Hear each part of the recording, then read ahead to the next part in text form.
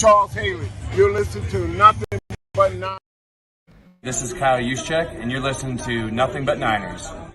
So now they've got to start from deep in their end of the field, and Garrison Hurst takes advantage of it. He takes the handoff, hits to his right, gets to the 20. He's in the 30. Needs to cut in. He comes back up the right sideline. Breaks a hard tackle. Comes down to the 30. He's down to the 20. He's down to the 10. He's down to the 5. He's in the end zone. Touchdown! Touchdown! 49ers! 96-yard run from scrimmage. Garrison Hurst breaking tackle after tackle. Swings down the sideline. Throws off bodies like clothes after a marathon. Young, back to throw. In trouble, he's going to be sacked. No, gets away. He runs, gets away again, goes to the 40, gets away again, to the 35, cuts back at the 30, to the 20, the 50, the 10. He died. Touchdown, 49ers. Third down, Alex takes the snap. Alex looking down in post, and it's good. Touchdown! Touchdown, 49ers! It is second down. Ryan takes the snap, throws the flag to the left side. It's Russell intercepted. The 49ers pick it, and Navarro Bowman is redemption. Navarro Bowman running it all the way for the touchdown. No greater redemption. The San Francisco 49ers, we can do whatever we want. Click, click, boom! What's going on, faithfuls? It's your boy Mike from the Nothing But Niners crew. And guys, we are here. Week 1 is done, and the 49ers emerge with victory. Now, I predicted the 49ers to win by 20. I was wrong. They got a garbage time touchdown, but even if they didn't get it, we were only up by 19. Stupid Mike. How dare you try to predict a 20-point victory for the 49ers. What do you think? Pow. Just bad boy. Just bad boy. But listen, guys, I'm going to run through some formalities really quick. We're going to bring everybody in here for the post-game overreaction victory shot show, man. If this is your first time here on the YouTube page and you guys like what you see, maybe it's your first time finding us, we just popped up in your algorithm, hit that like button and subscribe, turn on your notifications so you know exactly when we are going live. Give us a follow on some of our social media platforms. We have Snapchat, Instagram, and Twitter. Those handles are Nothing But 9. That is the number 9. Count the fingers, guys. Nothing But 9. ERS. Make sure you follow us over there. We also have Facebook and Twitch. Those handles are Nothing But Niners. You know what? Let me add this show to Twitch right now. I don't want anyone to think that we don't do anything on Twitch. Bang. There you go. We are officially live on Twitch right now. And then head on over to the Patreon channel. Shout out to the Patreon community. You know what? Hold on a second. My Patreonians, y'all were holding your boy down today, man. I'm dropping a bomb on the Patreon community. Huh? Let's go. Let's go! Come on, Patreonians. The Patreon community was live, man. Oh, my God, did we have a good time out there, man. We had a really, really good time. Mike Ing, I sent you the link. I don't know if you're able to join the Patreon or not. I sent it to you, brother. I sent it to you, Mike Ing. Come on, man. The chat is live. People are out there. They are live and direct. I posted the link for the show. Scroll back up. It's time for victory shots. I'm only doing one, guys. I got an early morning meeting. I'm supposed to be at my office at 7 a.m., guys. 7 a.m. That's less than 8 hours from right now. We're going to stay on live for the pressers and all that good stuff. So make sure you guys get ready. Pour those victory shots up, all right? I'm your host, Mike Andrews, 83. That is the Twitter handle. I don't care if you guys follow me there or not, but this is the place to be. Get on over to the Patreon, guys. Patreon.com/NB9ERS. I see a lot of people already waiting over here, man. My man Steve, Ben, Daddy P, Dan is in the building. I hope he's got that poem ready, man. I am ready to kick this thing off the way that we do and only we do. All you other guys out there, y'all got to hold the seat right now. This is the spot to be for the post-game shows right here, man, all right? This is the spot to be for the post-game shows, the overreaction shows. This is where we do it, man. We hold it down over here. Callie Young has got it right, man. Get those damn victory shots ready, man. The 49ers went out there. They held us down. They represented well for the faithful. It didn't start pretty, but God, man, did it finish well. Give us a round of applause already.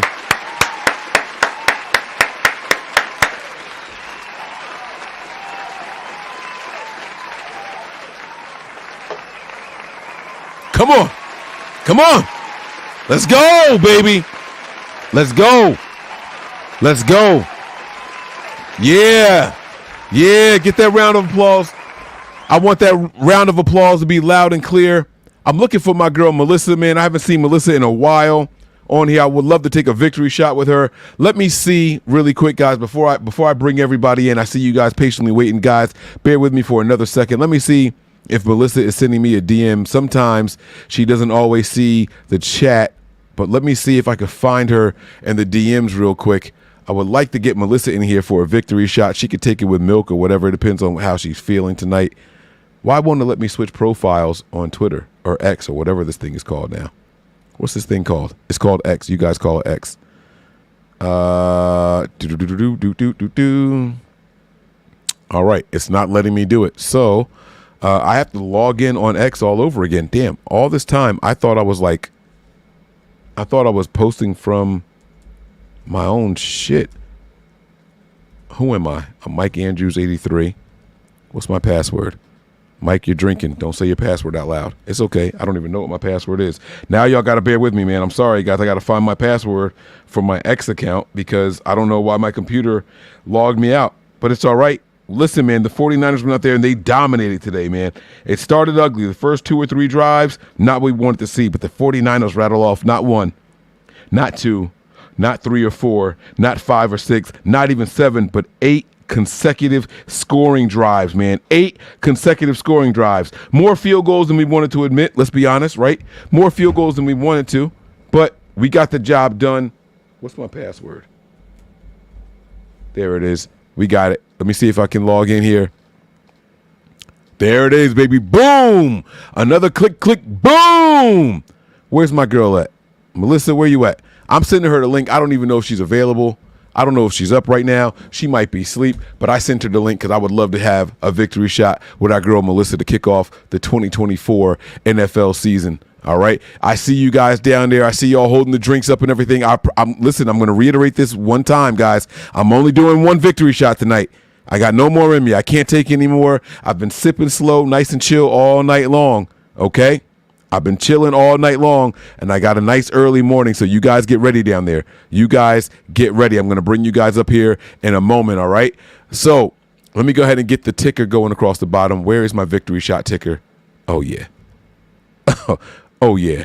There it is. It's not about this anymore. It's about the Overreaction show. Let's take the border off here. Let's get rid of this border, and I'm going to start bringing you guys in one by one, in no particular order either. So don't think that it's an order of importance or anything like that, because that's not what it is. I got my man Stephen Fox. I got my man Dan. I got Zero Dark. I got Terra Dome. I got Mike in the building. Hold on. Huh? Who else we got in here? We got Ben. We got Daddy P. We got Ronnie. We got Brett. What's up, Faithful? Make some fucking noise. Let's go, baby. Come on, baby. Let's go. What up? Let's go, baby. Come on, y'all. This is what we do, man. Nah. Hold on. I got to change my background. I don't like the darkness. No, we got to represent. Where the colors at, man? Where the numbers at? Where the colors at? Bong. There it is. That's what I want to see right there. Come on, baby. Come on, baby. All right. So let me see. All right. Kyle Shanahan is officially at the podium. Kyle, you got to shut up. You got to chill. It's not your time, bro. You trying to include. Kyle's trying to intrude. This ain't your moment, Kyle. You got to chill. He's trying to intrude on what we got going on here. So listen, guys, we're going to take these victory shots. We're going to let Dan get his post off. But Dan, I'm going to save you for the end because you got that poem, okay? So this is what we're going to do. We're going to go in order. I see my man Steve up there. All right, we're going to go in order. I'll pop you guys up to the main screen, but right now it's victory shot time, okay?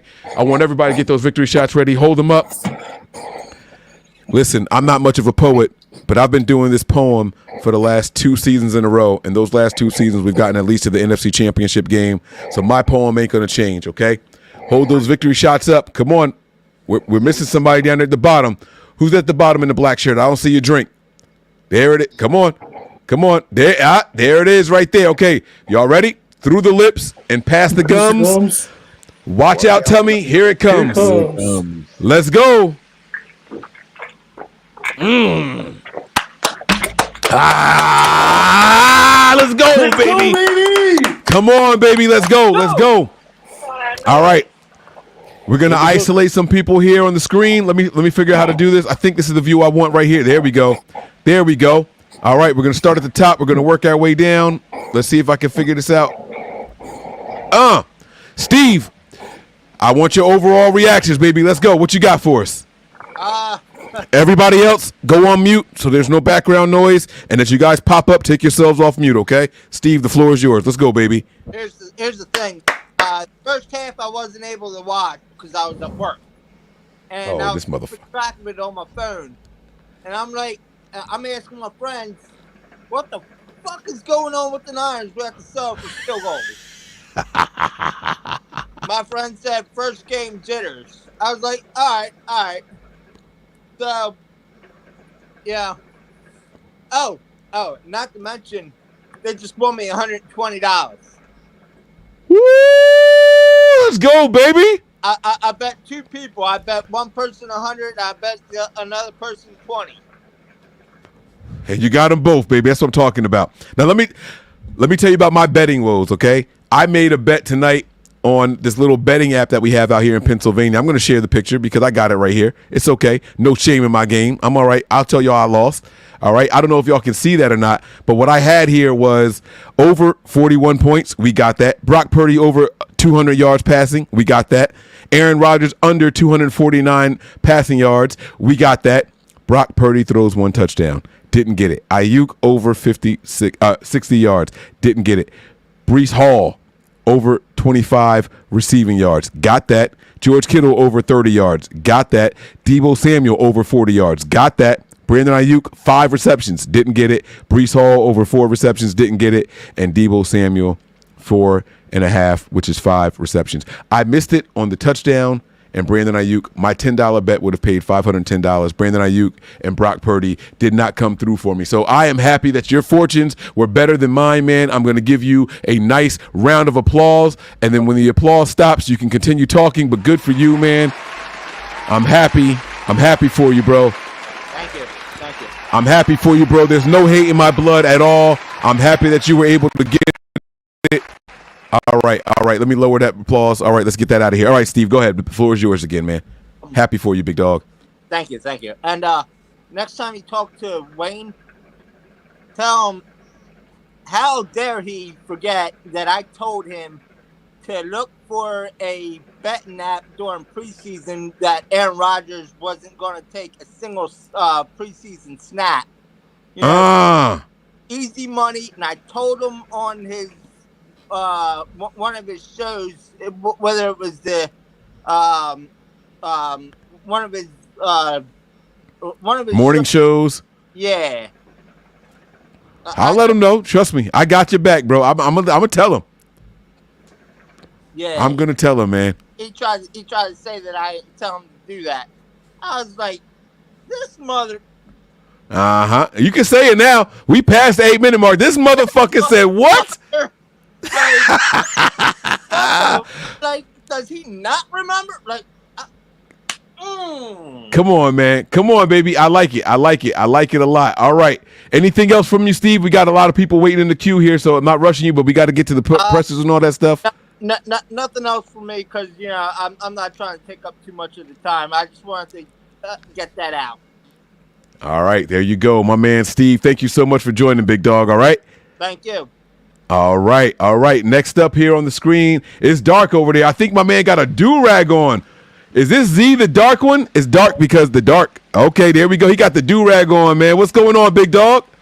The dark one is here. What's good, my guy?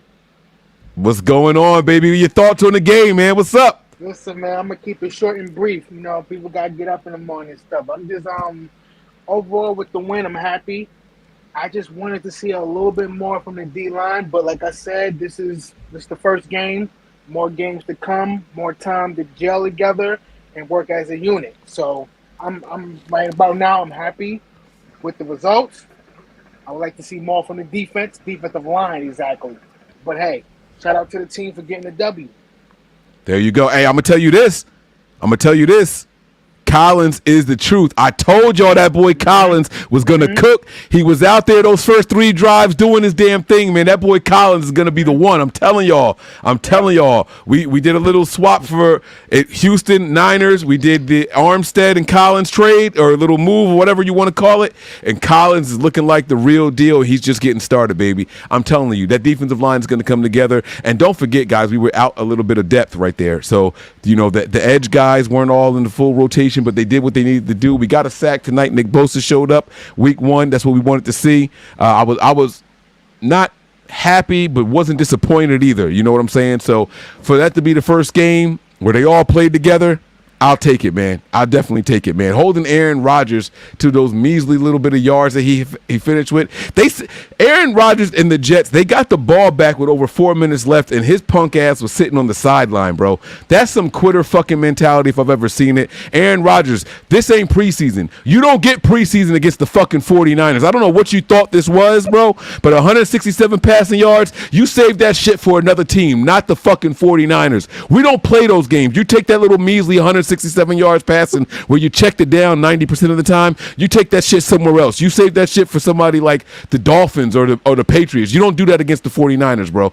Aaron Rodgers, get your shit together, bro. You want to warm up against somebody? Don't save your first game in 2 seasons against the 49ers, bro. Get your shit together, Aaron Rodgers, not us.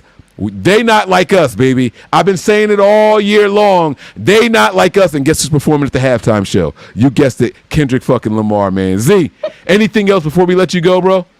One more thing. Yo, get 22 the fuck out of here.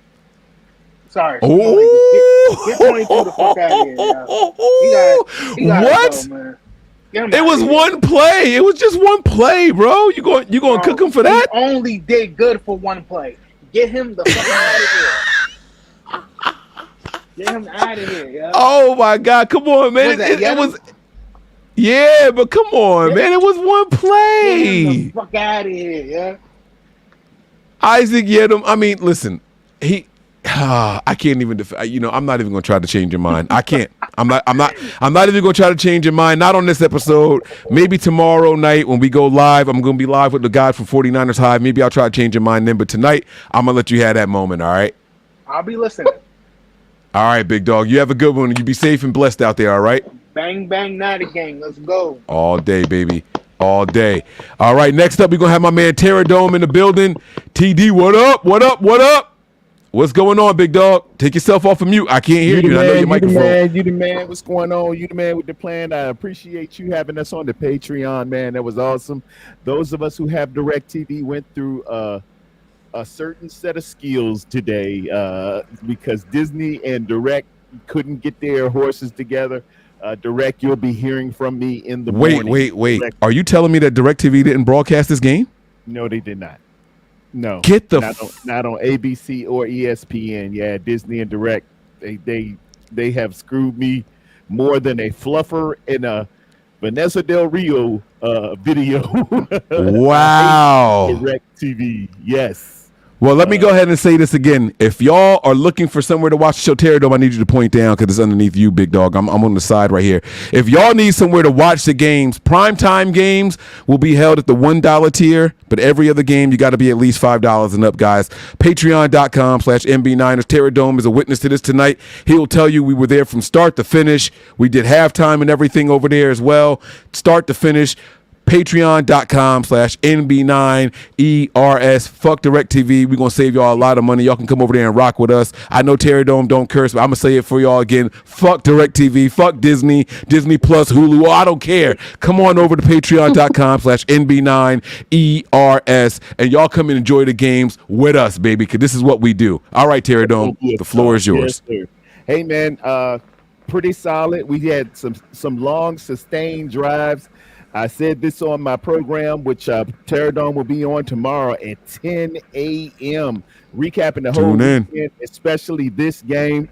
I told y'all Jordan Mason, from a pure standpoint of running the football, nothing else, is just as good as Christian McCaffrey.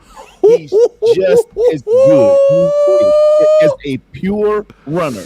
He doesn't do all the other things so greatly yet, but Jordan Mason can run that rock. When approached by Bobby Turner, by Grant Cohen, and a couple of the other writers, they asked Bobby, what is his ceiling? He said, limitless.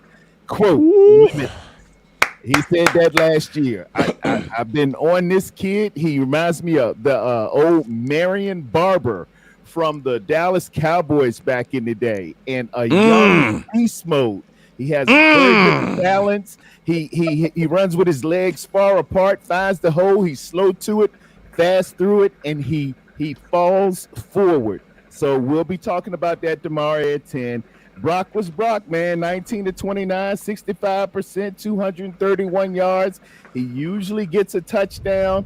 I'll let you talk about BA and dropping that one that should have been. Amen. Yeah. Oh man. Oh man. Defense pretty solid. Welcome to the San Francisco 49ers. Leonard Floyd got his first sack recorded. Come on. Leonard Floyd got his first sack recorded. Fred Warner was doing Fred stuff, 7 tackles. And they didn't have it on the stats, but he forced that fumble with the punch out at the very beginning. They didn't credit him with that forced sack? I didn't see forced fumble. Not on ESPN. They didn't have him on that forced fumble. He forced that fumble though. I remember that. And Theodore Lenore was right behind him with 4, as well as I know we've been dogging him, but Isaac Yiadom did have 4 tackles. I said I wasn't going to defend him tonight. I said I wasn't going to defend him. He had his ups and he had his downs. Solid commentary all night with Mike and Tony. Enjoyed some of the other stuff. And welcome, your little daughter came on and she was representing down here with her little cool glasses. So we had a good night, man. Thanks to all y'all, man. Faithful. Hey, 1 in a row. Let's do what we do. All right, man. Listen, go ahead and leave, man. I appreciate you for jumping in here, man. I really, really do, man. Make sure you got. Oh, wait. Tell them where to find your channel too. Don't leave before you do that. Yes, plug it. I am not one of those selfish ass content creators and acts like, oh, it's my show or no show. I'm not that guy. I promote any and everybody that comes up here. If you guys have a platform, if you guys have channels, tell them where to find your shit. Type it in the comments and I will click it. All right. I'll put it right in there, man. Y'all come and check me out. I'm gonna put the link in there and come check me out tomorrow morning at 10. I know it's early for y'all on the West Coast. It's fine. On the East Coast, it's like mid-morning for us. That's right. We up and working already. Listen to it. Put it on your phone. I'll have music, weather on the 8s, whatever y'all need. I'm all right, y'all. That's my man, Terradome, right there, man. Thank you so much for joining. I appreciate you, brother, man. Be blessed out there, all right? All right, my brother. All right, I'm going to be looking for the post up there, and then I will get him in here as soon as possible. My man Mike, man. My man Mike been holding me down for a long time. Mike, what's going on, big dog? How you feeling? What's up, man? Listen, man, another day in paradise, bro. You know we both from Jersey, right? Big Jersey. You're down there. She down there. You see her. You know what it is. So my mom is a Jets fan.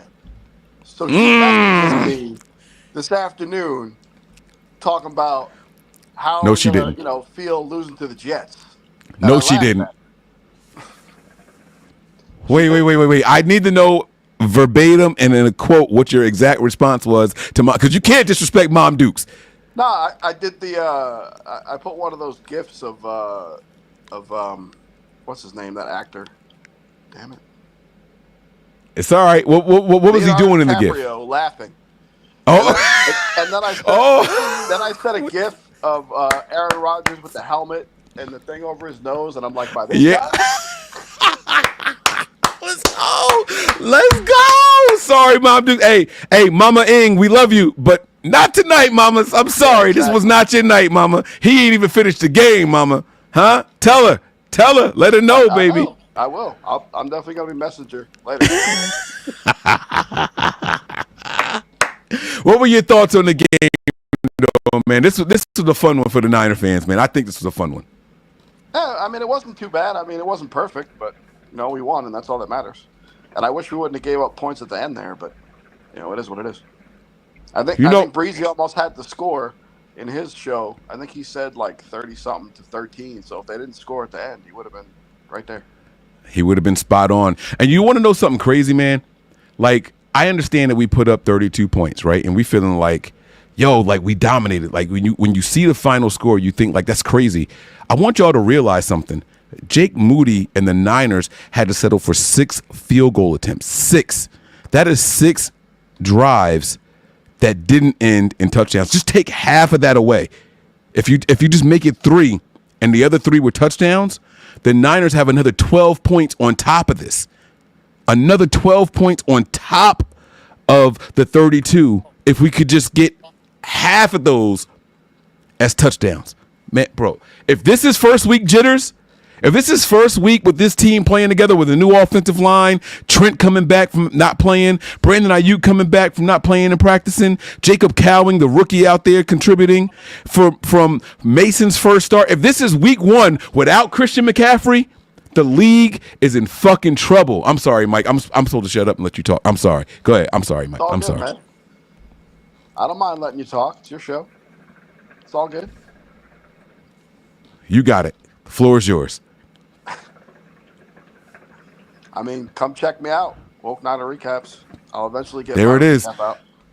Put the name in the chat so I can click it, and we're gonna plug you too. Pause. Super duper pause. We're gonna plug Mike Ing's show too. Let's go, baby. Y'all gotta get there. Subscribe. Support everybody on this channel, y'all. You hear me? Support everybody. Let me ask you a question. I'm gonna ask you for the standout, man. Give me one standout from this game, Mike. Come on. One person that stood out to you in this game, man. It's anybody. Just pick anybody out there. Pony, I think he played pretty well. Come on, man. Big Dom, man. Big Dom over there holding us down, man. Dominic Pooney was holding it down. Did not play like a rookie at all. I saw them trying to move Quinnen Williams all over that offensive line. They wanted him over McKivitz. They wanted him over Pooney. They wanted him back. They tried him everywhere, and he just wasn't eating the way that he wanted to. He just wasn't eating the way that he wanted to, man. And Dominic Pooney did his thing out there. So I'm with you, man. Round of applause for our rookie coming in here and holding it down, man. Dominic Pooney, you did a phenomenal job. You did an absolute phenomenal job, man. I appreciate it. I love it. I absolutely love to see it. Love to see it. All right, enough applause. Mike, anything else before we move on to the next caller? No, that's it, man. Listen, bro, you hold your head, man. I appreciate seeing you in here. I did DM you the link for the Patreon. Did you get it? I saw it too late. Oh, okay. All right. So you got to keep an eye out for. I told you I was going to hold you down. All you got to do is let me know, Mike. I need to see what's going on over there. I got you. All right. I mean, I got my little TV service to watch the game, but yeah, I could join you too. All right, man. All right. I appreciate you, big dog. You hold it down. All right. All right. All right, man. Be safe out there. Next up is Big Ben. What's going on, Ben? What's up, baby? Up? Let's go, baby. Let's go. Let's go. Come on, baby. How you feeling after the win, man? What's up? Tell me how you feeling after the win, man. Week 1 jitters is gone. Over the moon, baby. Over the moon. Over the moon. All I got to say about that, honestly, truthfully, is what was it, a week ago? I'm not sure if it was the BAM show. No harm, no foul. You guys were like, oh, any questions, any questions? And my question was very specific. Are we going to stomp or are we going to fucking stomp the Jets? Told y'all. I told y'all. You said it. But like I said, I love my team. I'm glad we got the dub. A little off subject. I want to thank you, Mike, for holding us down with news, March Madness, everything. Thank you for everything you do. Thank you. Thank you guys for rocking with me. And like I said, just here we go. Week 1 out of the way. Check Dub City. Let's keep going. And I'm just enjoying every minute of it. That's I'm glad right, football's back, and I'm glad we got the dub. And just like I said, we are going to hand Rodgers the L. I'm like, here you go. Even way before that, I was just like, just give it to him. Let him soak. And sure enough, what did he do? He sat on the sidelines.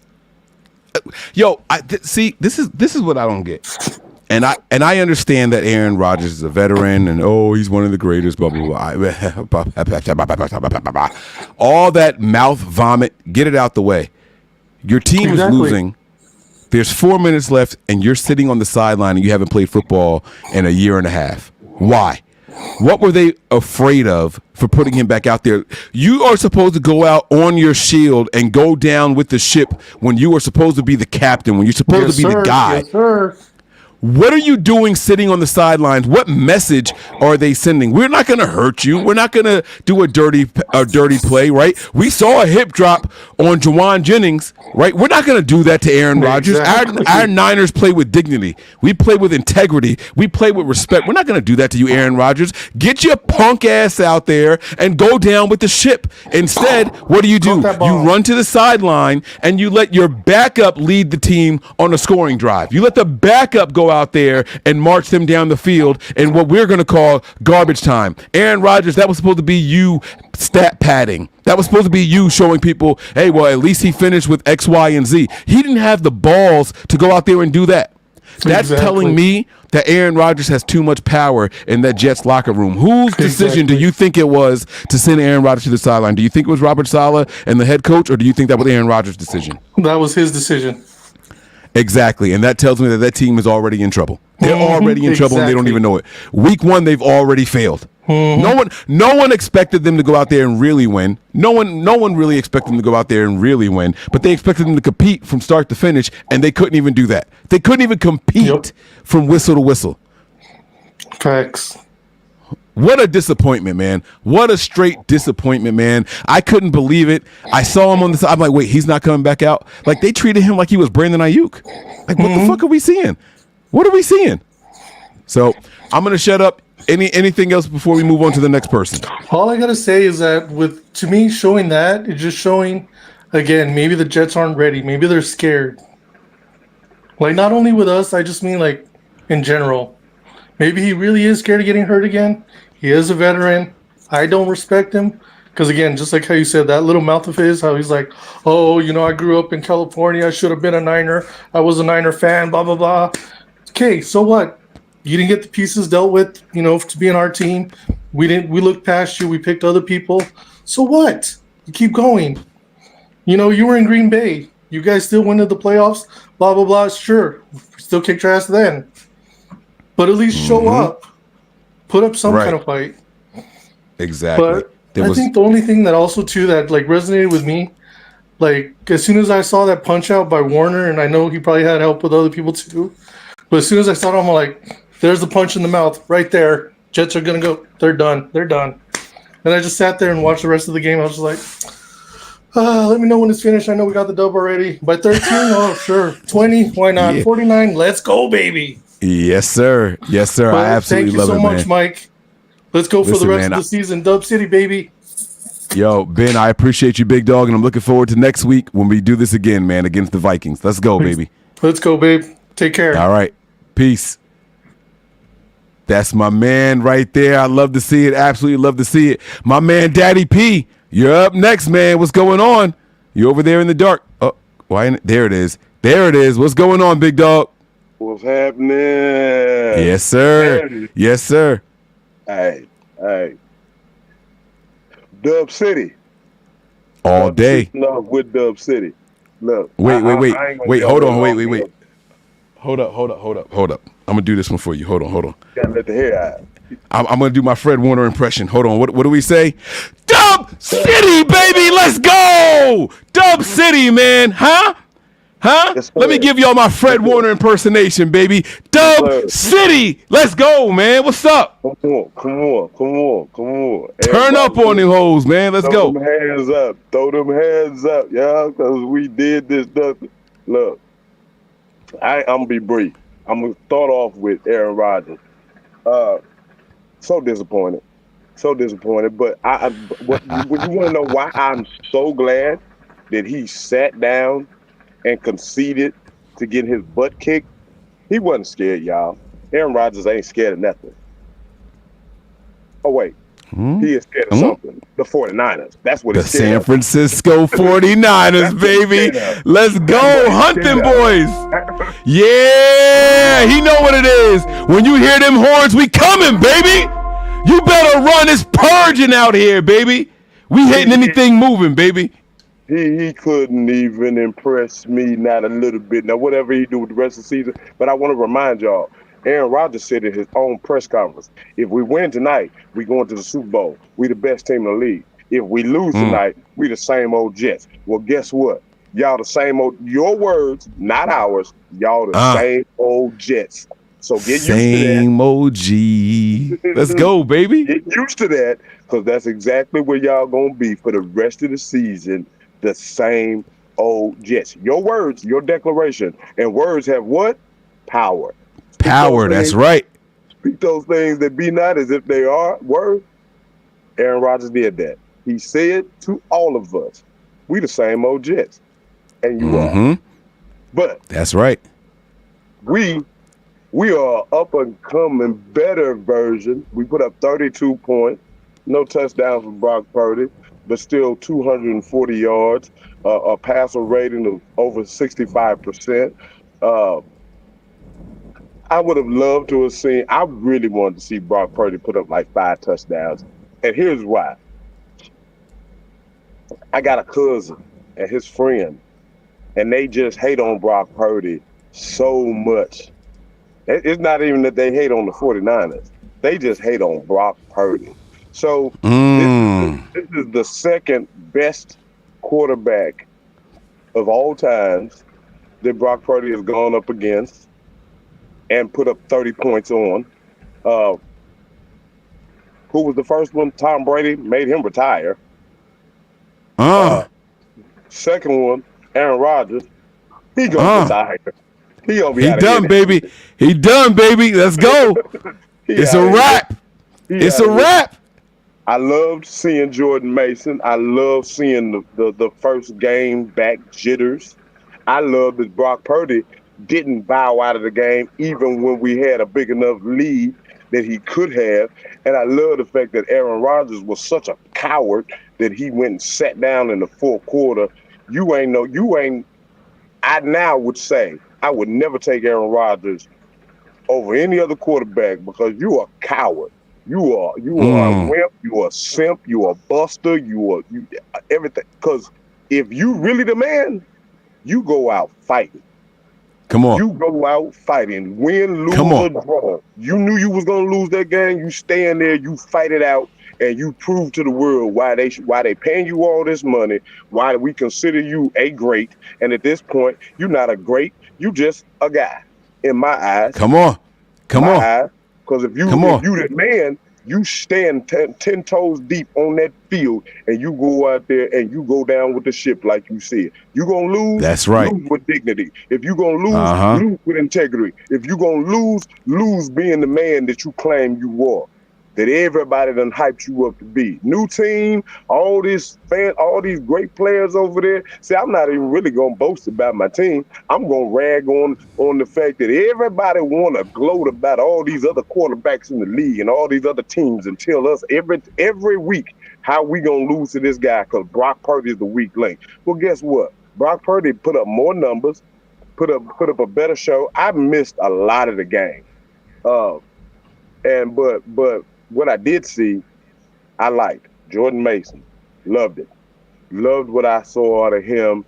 And again, what is the question they asked? Well, what does Brock Purdy do without all his Avengers? Well, we didn't have one and still put up 32 and still put up the win. So that question put to rest. I like the fact that I saw what I did see. Brock Purdy did try to push the ball down the field quite a bit. Quite a bit. So I like the fact that I'm seeing early on in the season, not afraid, because Brock wasn't dinking and dunking like everybody like to call him, just dink and dunk. Here's one stat that I want everybody to know about. Lamar Jackson, what's up? Who I do not agree is a top 10 quarterback in the league at all. And y'all can feel how you feel. You can say what you say. But he is a glorified running back. He's a good quarterback. But when it comes down to being a quarterback and putting the team on that arm, that's not the guy. That's not the guy. And that guy had an average of 1 air yards in the whole first half of the game. Yeah. You want to tell me my quarterback don't do nothing but dink and dunk? Oh, you could throw in the Debo on the screen pass and he take it 60 yards. So does everybody else. But guess what? Talk your shit, Daddy. Talk your shit, Daddy. What's up? He throw the ball down the field. He has the highest completion rate down the field. He has more yards, air yards in the air than Patrick Mahomes last year, who benefited from more. And I saw it in the game. What did he do? Yards at the catch. He had an average of 5 yards, air yards in the first game, in the first half of the first game. So look here. Let's go Niners. I love my team. Come on, baby. I love my coach. I love the fact that even with this game, as sloppy as it was, we still put up 32 points. And it's a good thing for our kicker to get this many practice kicks in. Because later on in the season, he ain't going to get them many kicks. Because we're going to be putting up 50. Come on, baby. 50, you hear me? Come on, baby. 30 per day. It's going to be 50 per day. You know what I'm saying? We're going to be putting up 50 burgers weekly. Let's go, baby. Who got it better than us? Nobody. Still to this day. Let's go, man. I'm going to ride with that. Let's go, Niners. That's my man, Daddy P right there, big dog. Yo, I appreciate you, my man. Thank you so much for coming in here and rocking with us. Miss Debbie, if you out there, I need to see you, Miss Debbie. Come on, Miss Debbie. We got I want to hear from Miss Debbie tonight. I put the link in here for her. I sent it a DM. Daddy P, man, I'm gonna let you go, big dog. I appreciate you, man. Hopefully you get to watch the rest of the show from the YouTube, all right? Yes, sir. Yes, sir. I'm going back. I'm going right up there right now. Love y'all. Love everybody on this panel. Hey, let's go. Let's go, baby. All right. That's my man, Daddy P right there. Nope, Dan, you hold your breath. I'm going to bring up the Jersey's own. Melissa is in the building. Come on, Melissa. You up next, baby girl. Let's go. What's going on? Let's go. Let's friggin' go, Mike. We got this one. This is for all of Jersey. This is for all of the East Coast that has to put up with the freaking Jets bullshit every freaking week. This is for every little Jets supporter and Jets fan who said that the Niners are going to be on a hangover. They're not going to show up. They're not going to do diddly squat. That Brock Purdy's a joke. That he hasn't proven anything. That the freaking Cardinals were going to be the last undefeated team in this division because they did it back in the COVID year, and that they were more of a threat than the Niners for the NFC slot for the Super Bowl. And this is just like everything that people have been bitching about. Shut the fuck up. We don't want to hear it. We don't want to see it. We don't care about it. Y'all are freaking propping up Jalen Hurts on one magic year and Jordan Love on one half of a magical year. I'm sorry for his injury. I don't wish for injury, even though I hate the Packers. But y'all still hating on this team and this quarterback for God knows what reason other than being salty-ass motherfuckers. Like, just shut up. Okay? No Christian McCaffrey. No problems. Like, how many people freaked out? Oh, Christian McCaffrey's not suiting it for the Niners. They're going to do nothing today. Where was Breece Hall? Did Breece Hall have the day that freaking Jordan Mason did? Jordan Mason, an undrafted free agent, kicked your sorry asses all the way back to that swamp in the Meadowlands. Shut the fuck up. Breece Hall finished the game with 54 rushing yards, mama. 54 rushing yards. That's it. On 16 carries, 54 rushing yards. That's it. That's it. That's it. Mason had 147. He said, hold my beer. Watch what I'm about to do. Mike, he would have 2 touchdowns if Tebow didn't do that fucked up holding call. Come on. Come on, Melissa. 2. Come on. 2. Come on, baby. I'm calling out Tebow's sorry ass. I'm sorry. I know he had like some decent plays, and y'all want to be back on the Tebow wagon because he had the magic preseason and training camp because he's the only one who showed up. God bless y'all. Number 1 is okay in my book, but he ain't the great thing that y'all try to make him out to be. But Jordan fucking Mason showed up tonight. He proved everybody, and I loved when Aikman and Buck were trying to troll him by talking about him getting the jugs machine this week, this past off season and everything else, and they butchered that whole story. Like, get the fuck off the Niners' ass. Like, we're here to say we brought it on freaking Monday Night Football. We put up a 30-burger easy. Like, let's be honest, it was easy. And that wasn't like touchdowns. That wasn't no struggle. There was no nothing. And I want to say this, Mike. I called this. Like, I don't know if it's still on one of the lockdown shows or if I was just in one of those chats that we have on Corey Davis's honorary. We're keeping the tradition alive because it was Corey Davis's thing, and now they continue it on David McDonough's channel. But I called that if you have Juwan Jennings versus DJ Reed, that motherfucker was going to show his stripes. Because Mike, he was all up in that ass. And yes, he did. You saw DJ Reed ripping him around by the collar, and Juwan Jennings was just like, 2021, when he was facing the Jaguars, and he had his hands up, and he's like, I'm not doing anything. I ain't do it. I'm not doing it. I ain't do it. But I ain't doing anything. Yes, sir. They don't like that mean blocking. And then the very next play, of course, Michael Carter does that freaking he should have been called for that hip drop tackle. I think personally it was a hip drop tackle. It was. I could be wrong, but at the very end of the day, Colt McKevitz, you couldn't fuck things up. Mike Andrews, you are a blessing to all because you were correct. Malik Collins came up big. You called that. You stood on that. Y'all. Everyone was talking about all these other guys, and you stood by your boy. You were like, I called this. I gave Breezy props on Twitter already for calling the 30 burger. I'm giving you props on the Malik Collins. I'm also giving you mega credit because you stood on the hill saying Chris Forster is a badass coach and does not get appreciated for what he did. I have no respect for Colton. I have no respect for Jake Brendel, and he had that D-line in check for most of the game. Yes, he did. He had everyone put together. He had all the things done. And Trent Williams, he was fine until he needed the IV, and he still came back and finished off the game because that's what real freaking athletes do. Yes, that was a shot at Aaron Rodgers. Drop a bomb on him. And you don't have the excuse because you know what? Trent wasn't at camp. Trent is a lot bigger. He does way more than you, and he still finished off the game after needing an IV. So, I could go petty and say that certain people wanted to trade a certain tight end for a certain quarterback. Told them they were crazy then. They're still crazy now because Aaron Rodgers is a bum, but Mike, we got this. I am so happy to be here with you week one because this is just everything. And you, my friend, are the baddest guy around. And cheers to you, Mike, because I love you. You are the epitome of awesomeness, my fam. So let's go. Let's go, baby. Let's go. This is what we do. We survived DFF because DFF was trash today. Yes, he got the interception, but so what? That was because of Diamador Lenore, and he was just conveniently there to catch the ball, okay? What's up? Listen. Hey, look, I'll tell you what. If the worst player on the defense walks away with a turnover, it's a good day for the defense, right? Come on now. I'm still gonna call though every week though. I'm gonna call for my Diamador Lenore pick 6 because I ain't giving up on that.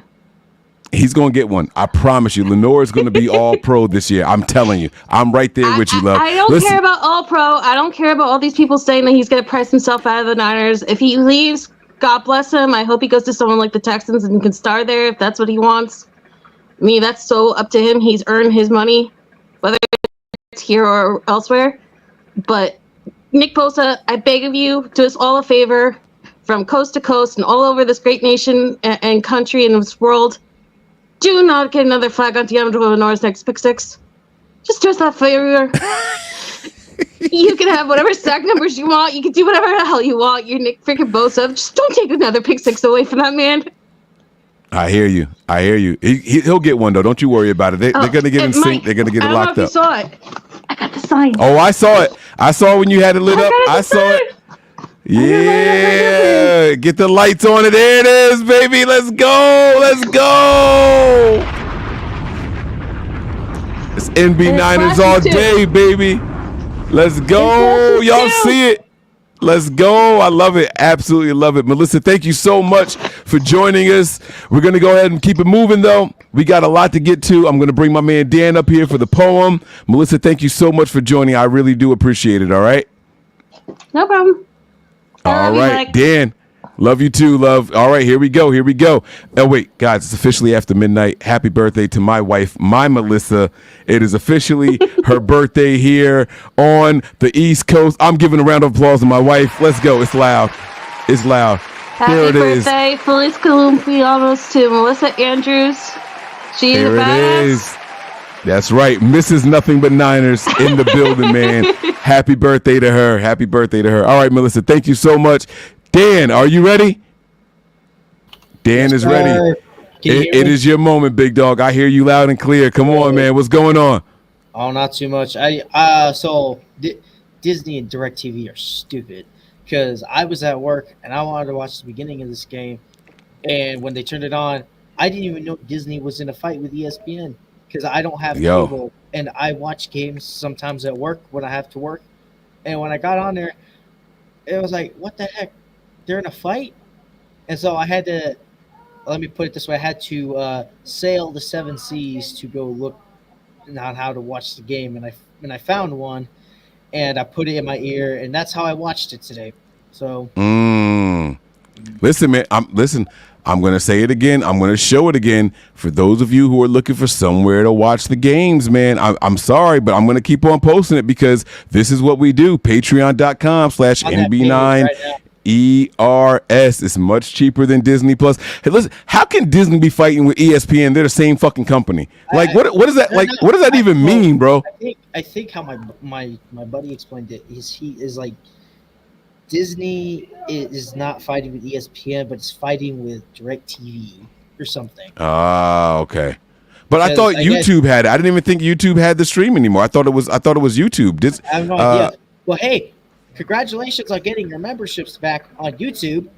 We back, baby. I just saw that today. I was like, oh, they got it back. So that's cool.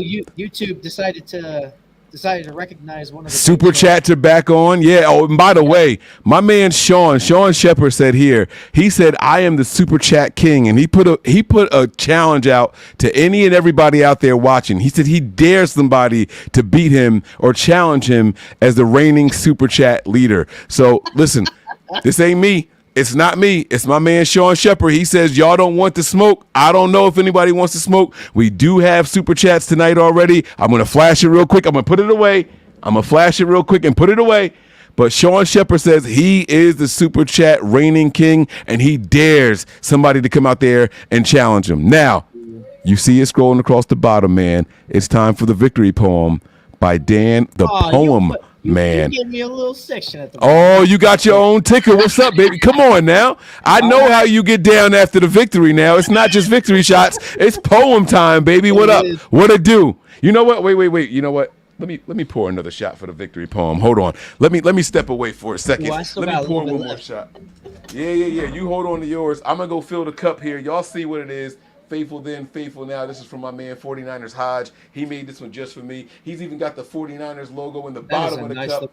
Y'all see what it is. This is handmade by my man 49ers Hodge. Let me go ahead and put something in there for the poem. That is a nice looking glass you got right there, man. That is Come on, really, baby. really Let's nice. go. Let's fucking go, baby. Come on now. Y'all get me hyped, and I ain't even on camera. Y'all got me turning up in this bitch. Let's go, man. Let's go, baby. Hold on. I'm pouring. So I guess I'm the host of the show now. Mike has gone somewhere else. How you guys doing tonight? What did you guys think of tonight's win? Was it to your expectations? Was it better than you expected? Or were you underwhelmed? Throw it down in the comments. Let them know. And also give a super chat to Mike, man. He's great for hosting these shows. And yeah, you did. I got headphones. All right.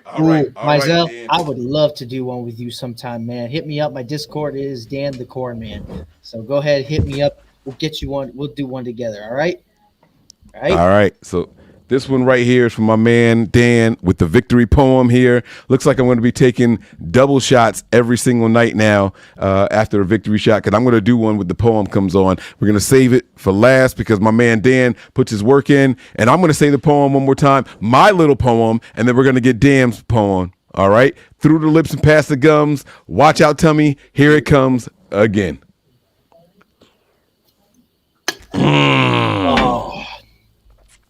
Floor is yours. I got nothing to say. All right.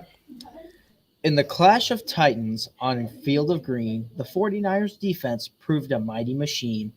Against the Jets they stood, a wall of might, in a game where victory danced in sight. The defense roared like a tempest fierce, a storm of skill that none could pierce. Their tackles thundered, their coverage tight, They snuffed out every hope, extinguished every light. With each snap, they built a fortress strong, a testament to how the mighty throng. Quarterbacks faltered, running lanes closed, Jets' ambitions in shadows were enclosed. Yet the day was not just a tale of defense grand, for Jordan Mason took his stand. A running back with dreams in his stride had a career day with fire and pride. Through gaps he surged like a rushing tide. Defenders left grasping as he took them for a ride. His yards piled high, a testament true to strength and speed in every view. So here's to the Niners with accolades to share, their defensive storm, their running back rare. In a game where greatness was forged and displayed, victories was theirs by skill and courage arrayed.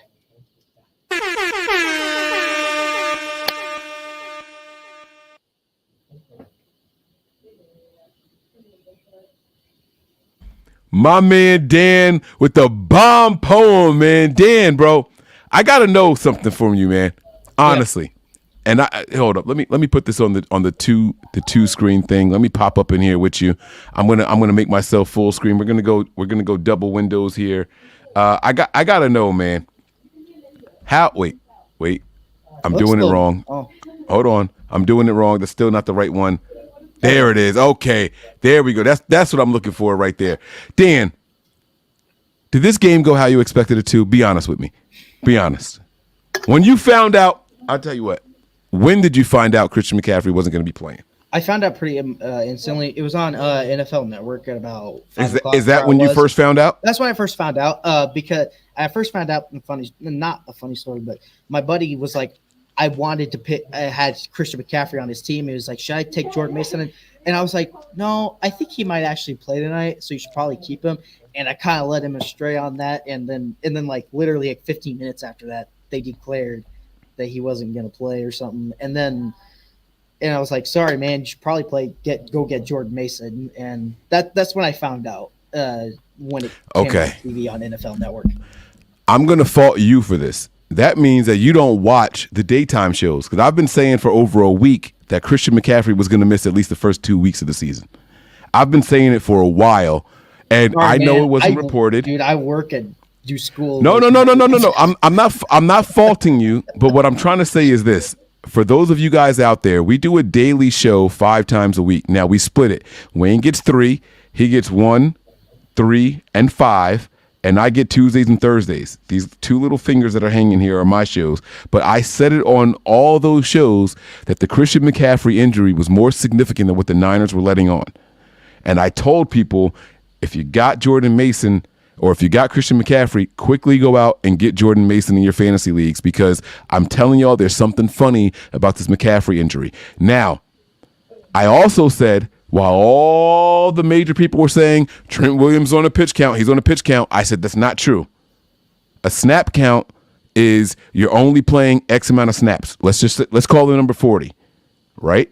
I said that's not true. They are going to talk to Trent after every single series and say, how are you feeling? And if he feels like he needs something, they're going to go and roll him out with the rolling pin. They're going to use the massage gun on the legs or on the thighs or whatever. And that's exactly what happened. He only missed, I don't even know how many, I think he might have missed 1 offensive snap. He went out, he got the IV in his arm, and he was right back out there again.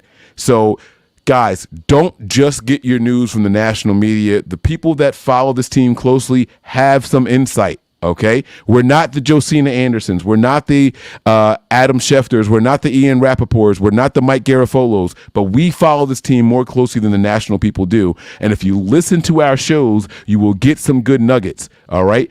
Every day at 4 p.m. Eastern, Wayne and myself are bringing you guys shows every single day, Monday through Friday, and we are dropping these kind of nuggets. We would have helped a lot of people out. I have a cousin who was in 2 fantasy leagues with me, and in one of those leagues, he had Christian McCaffrey. I said, yo, hurry up and go and get Jordan Mason. He said, yeah, but they just said that he's out. Should I get Kyle Juszczyk because he's the backup? I said, no, he's not the backup. He's the fullback. He's the fullback. He's not the running back. And he said back in the day, and he's right because we've been watching football for a long time. Back in the day, when your leading running back was out, they would go to the fullback because normally fullbacks can run the ball also. Kyle Juszczyk is not a rusher with the ball. He's a route runner, he's a pass catcher, and he's a phenomenal blocker. But a runner, he is not. And I told him, go out there and get Jordan Mason, and he secured a win tonight. So, guys, make sure you are subscribed. The Wayne Breezy channel, the Nothing But Niners channel, have your notifications turned on because when we bring you guys these daytime shows, it would have benefited you if you had Christian McCaffrey as your starter tonight. That's all I'm saying. Now, back to you, Dan. I want to know what your expectations were for the game before you found out about Christian McCaffrey and then after. And I want honest assessments here. Okay, honestly, I expected it to be the same before and after. I didn't expect us to honestly do a whole lot. And the reason was because Trent Williams, I don't think, correct me if I'm wrong, but I don't remember if like Trent Williams was practicing during his holdout. I don't think he was, or at least he was not. Okay, he would not. And Brandon Ayuk. Those two right there had me concerned from an offensive perspective. The offensive perspective was, okay, I think the most we get in this game would be 27 points. So they exceeded my expectations. So we'll put it like that. Another thing, but on the defensive side, I expected them to be like that the entire game. Like, that was my expectation. They went out and they contained Aaron Rodgers well. Aaron Rodgers doesn't play well against the 49ers. He never has. And that was really it. It was like, and here's the thing: if they weren't hugging us all first half, and we would have put him on the ground a few more times. I'm just saying. Yeah, I mean, there was a couple of chokeholds that I'm talking like UFC good chokeholds that would have made somebody tap out. Like they were literally choking. Yeah, they had Nick Bosa in this game. There was a couple of them where they had not just Bosa, but it was like the entire defensive line. They just had us like all over our head and neck areas. It's like, yeah, bro. I saw 3 misholding calls on Nick Bosa. I saw 1 on Leonard Floyd, and I saw a hip drop tackle on Jawan Jennings that had him hobbling off to the sideline, none of which were called. What the fuck did the 49ers have to do to get some of these calls to go in their way? Like the league can't.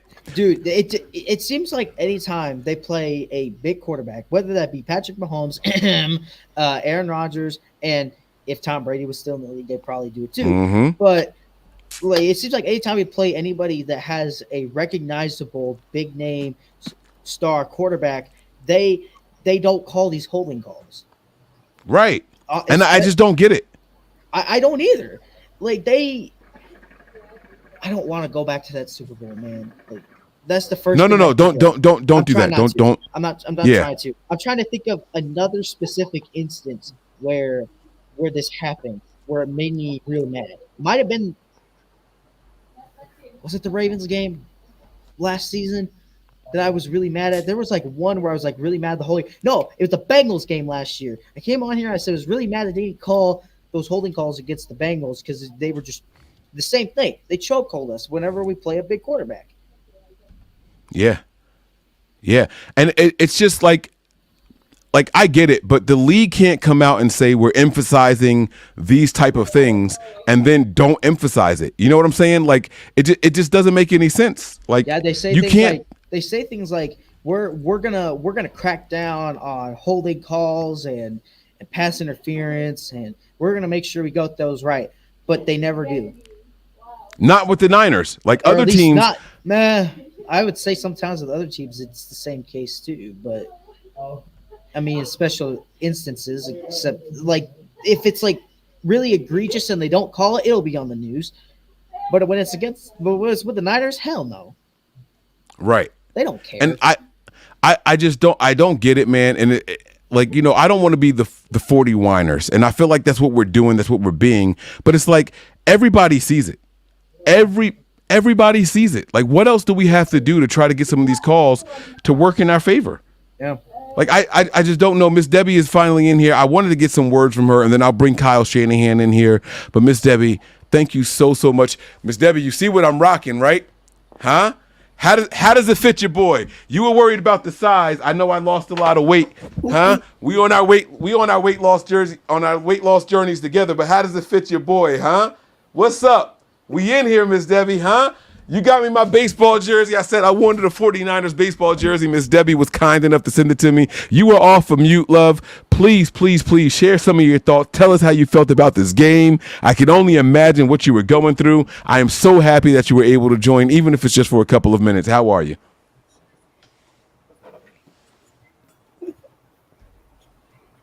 Oh, she's watching on the TV over there. Okay, so she's a little bit of on a little bit of a delay. Can you hear me? We hear you loud and clear. Okay. I'm so okay. I got double. I got my okay. We see it behind you in the reflection of the Haley jersey. So you're watching and you're on. We see you holding us down. Double views right now. Let's go, Miss Debbie. That's what I'm talking about. Represent.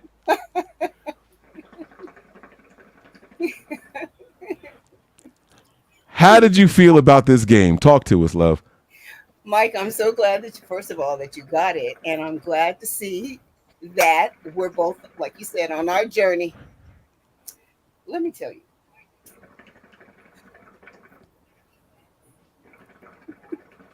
I'm going to have to turn this on mute because I got the. Oh, I know. I see what's happening. She hears the audio from the live stream as opposed to the stream that's right here. Yeah. Okay. So she's muting it. There she goes. She's here now. There you go. Okay. So as you know, we had a death in the family. This is the first home game at Levi's that I have missed because I'm a season ticket holder and I sold my ticket. But let me tell you, I put in Twitter, X, whatever. All right, faithful. All you guys that are going to be in the game, be loud, be proud, and win this game for my little brother, Stephen Green. And they came through. So thank you. Oh my God. And it was a fabulous victory. We got the 30, above 30. Go ahead, Wayne. I got you, baby. And oh my God, would have loved to have been there. So much was going on. Boys to Men, anthem. Gore got inducted. Oh my God, but that's all right. I'll go there tomorrow. Go to the museum and all that other kind of stuff. Wait, Frank Gore got inducted? Yeah. At halftime, Vernon Davis was out there. Yeah. To the 49ers, not to the pro football. Yeah, I assume so, but. So be sure to check it out on Twitter. They have it all. Check it out on YouTube. They have the whole thing on the 49er page. It was really nice. Yeah. So we even had a flyover, which was kind of cool. About the game, all I got to say is I wonder about the referees sometimes. Like, what is going on? If you're going to call something, call it on both sides. And why is our man number 97 being hung every time and nothing being called? Because they can't stop him. I don't understand it. The highest paid defensive end in the entire NFL, and he can't get a call. That's criminal. That is criminal. Oh my God. I just don't get it. No. I don't understand it. And it's so blatantly obvious. Excuse me. There's refs on both sides of the field, on this side of the... What is happening? Yeah. But anyway, and there's even refs behind the quarterbacks. Like there's someone standing behind. How do you not see it? How do you not see? Hey, get out of there. Okay, so I have my drink right here. Niner's trying to help himself. Shout out to my dog Niner. Let's go, Niner. Big boy Niner. I like it. Oh my, he said, "What you got in the glass, Mom? Can I have some too?" So I have my little victory shot. I love this glass up. I was gifted this set. And it says Top Hat Deb on it and the 49er emblem there. So I thought that was really cool. So anyway, I'm going to take a victory shot. I can't drink all of this, but I'm so proud of the 49ers. You know that I say a prayer for this team before every game that I posted on Twitter or X, whichever you prefer. So let's get it. Victory Monday. Very good game. God bless everybody. I got a couple drops left. Cheers. Let's go, baby. Down to the last drop. Down to the last drop, man. That's what I'm talking about. Come on, baby. Let's go. Let's go. Let's go. Like, this is that raspberry Royal Crown. Oh, you got the raspberry flavor over there. You get all the exotic ones, man. Oh, man. I gotta get out of Pennsylvania, man. They don't bring all the good ones to us, man. I gotta go over to Jersey where they get all the exotic flavors of the Crown, man. I like it. I can mess with Crown. I wish I could send it to you, but you know how that you're not supposed to send that. No, you can't. Don't ship liquor because I don't want you getting the doors busted down by the FDA and all that stuff. Don't do it. It's not worth it. It's not. I'll find it. I promise you. I'll get some somewhere. You told me about the blueberry and now you tell me about the raspberry. So I got a list. I'm gonna try them all. Apple and the vanilla. I have the whole bar. I've had those three: peach, apple, vanilla, but black so far is still my favorite because the sweet ones give me headaches afterwards. Because I'm a drinker, so I have too much of it, and the sugars start messing with my head. So the black is where I usually go because there's less sugars in that one. But I'm telling you. Club soda. See, I gotta order them down a little bit. So that's what I gotta do. I gotta learn to pace myself. And y'all won't get me on here slurring my words this year. I promise to be better this year. I'm working on myself. Growth, y'all. We talking about growth. Miss Debbie, I want to ask you. I got you, Mike. Yes, I do want to ask you this question though. The 49ers were looked at as a team that may have been vulnerable heading into this game. The Trent Williams story and not practicing. The Brandon Ayuk story and not practicing, and then they announced that CMC wasn't gonna play 15 minutes before the game and all that stuff, right? All these little stories come out, and everyone's like, "Are the 49ers vulnerable?" We had people live on ESPN who had pre-made their picks before the announcement of CMC being out, and some of those experts switched the way they felt because of CMC being out. I want to know how you felt going into the game after you found out Christian McCaffrey wasn't going to be there. Oh, that was fine. Do you know how much depth we have? Talk your shit, Miss Debbie. You know who we have backing up the backup? Talk your shit, Miss Debbie. Want to be on the field. They want to make a name for themselves. Are you kidding me? And this is the season opener too. The stadium was full. The stadium was rocking. Oh my God. She talking her shit. Let's go. That's what I'm talking about. Miss Debbie, listen, I know you got a lot going on. You and your family are obviously in my prayers. You know that I rock with you on and off the mic. So this is something that I'm going to continue to do.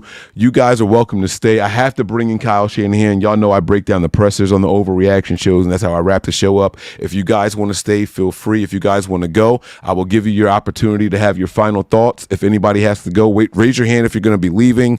If you're going to stay, I'll bring Kyle Shanahan on, though. So let me know what you guys are doing. You staying? You rocking? Put you in the back room? Okay. All right. So we'll take Miss Debbie out. Okay. All right. So we're gonna take Miss Debbie out here. I'm gonna change the layout. Let me change the layout really quick. We're gonna bring Kyle Shanahan up. Dan, you rocking with me, man? Yeah, I'm rocking with you. Okay.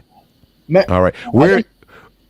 People think that you're in computer class, man. Where are you at right now? Because you got a nice, comfortable gaming chair. It looks like. Yeah, so my school had this program that an esports program. Well, me, he was always wanted to get kind of in video games and never really did when he was younger. Decided he was going to join an esports, and we actually got a little bit of a room here. Actually, it is okay. Y'all got a night. Okay. Yeah, so this is our esports room that I'm in, and it's got better Wi-Fi than my dorm does, but okay. All right. I like it, man. I like it. It looks good over there. You got a nice professional looking layout over there. So we're gonna go on mute. We're gonna bring up Kyle Shanahan. He's already here. And by the way, for those people making super chats, keep the super chats coming. We are going to get to them. You guys, we have a segment of the show dedicated to breaking down the super chats. All right, it is a super chat segment, so don't feel like I don't see it. Keep the super chats coming. We will get to them at the end of the show. I will address them all individually. I promise you that. And we are going to assess the pressers right now. We're going to hear. Before we start this. Oh, absolutely. What's up, bro? So you remember how last year I was kind of a downer on Jake Moody, and I believe to have had good reason for it because of the misses. He was a rookie. I gave him a rookie. He did very good tonight. Other than he did very good. Other than that one doink he had, that kind of made me go. Ugh! He did very, very well tonight. So shout out to Jake. Even the doink went in. I mean, I saw a veteran for what team is he kicking for now? He missed one this week. Oh man, it was a primetime game too. Not Vinatieri. Who was it? Oh damn. Wait, I can't remember. Game, so it was either it could have been the Chiefs, the Ravens, the. Was it Zerline? Where's Greg Zerline? No, he was with the with the Jets. Damn it, I can't remember. There was a veteran that missed it, and my man was 6 for 6. Tucker. Justin Tucker. Nigel Tucker. Talk your shit, Tucker. Talk your shit, Tucker. Even he wasn't perfect. 6 for 6, baby. 6 for 6. What? Are you kidding me, man? Put some respect on that man's name, man. Let's go. Let's go. So I have a lot more faith in Jake Moody now than I did a year ago. So there you go. There you go. All right, we're going to go on mute. We're going to hear from head coach Kyle Shanahan, and hopefully you guys enjoy what he has to say. Here we go. It's more than we block for. When we had the good lanes, he always hit them and got a bunch, but JP was awesome today. Just the same stuff that was bothering him all week. There was a little too much today. Game time decision. He came in, just talking to him about it. It was still there. Thought it was going to be smart to keep him out, and glad we did. Jordan said after the game that he was told on Friday night he was going to start. When did Christian start feeling awry? I never told Jordan he was going to start. Told him he had to be ready a bunch, but that might have been Bobby or somebody trying to pump him up. But I knew he was going to have to play a lot. I told him that he was going to have to. It wasn't going to be like usual. He was going to be a number 2 back that was splitting a lot of the time. But no, he didn't know he for sure was doing that till today. Did Christian have some sort of setback on Friday? No, he didn't have a setback. I mean, it was on and off throughout the week. He was able to practice throughout the week. Just it was always bothering him to a degree, and sometimes it goes away, sometimes it comes back, and today was bothering him a little too much to where we didn't feel good about it. Situations where if there's any going to linger over the next several weeks. What's that? Is there a concern that this is something that is going to linger over the next? Always. I mean, it's been lingering the last few weeks, but it's getting better and better, and hopefully it'll be better next week. Is it one of those situations where if there's any soreness pregame, you'll err on the side of caution? Not any soreness, but there was too much soreness. I'm pausing here for a reason. Kyle Shanahan made it a point to say, I never told him to be ready on Friday. He said that. I never told him to be ready on Friday. Maybe that was Bobby pumping him up, right? But then he said, nothing changed over the last few weeks. Listen to this. Always. I mean, it's been lingering the last few weeks.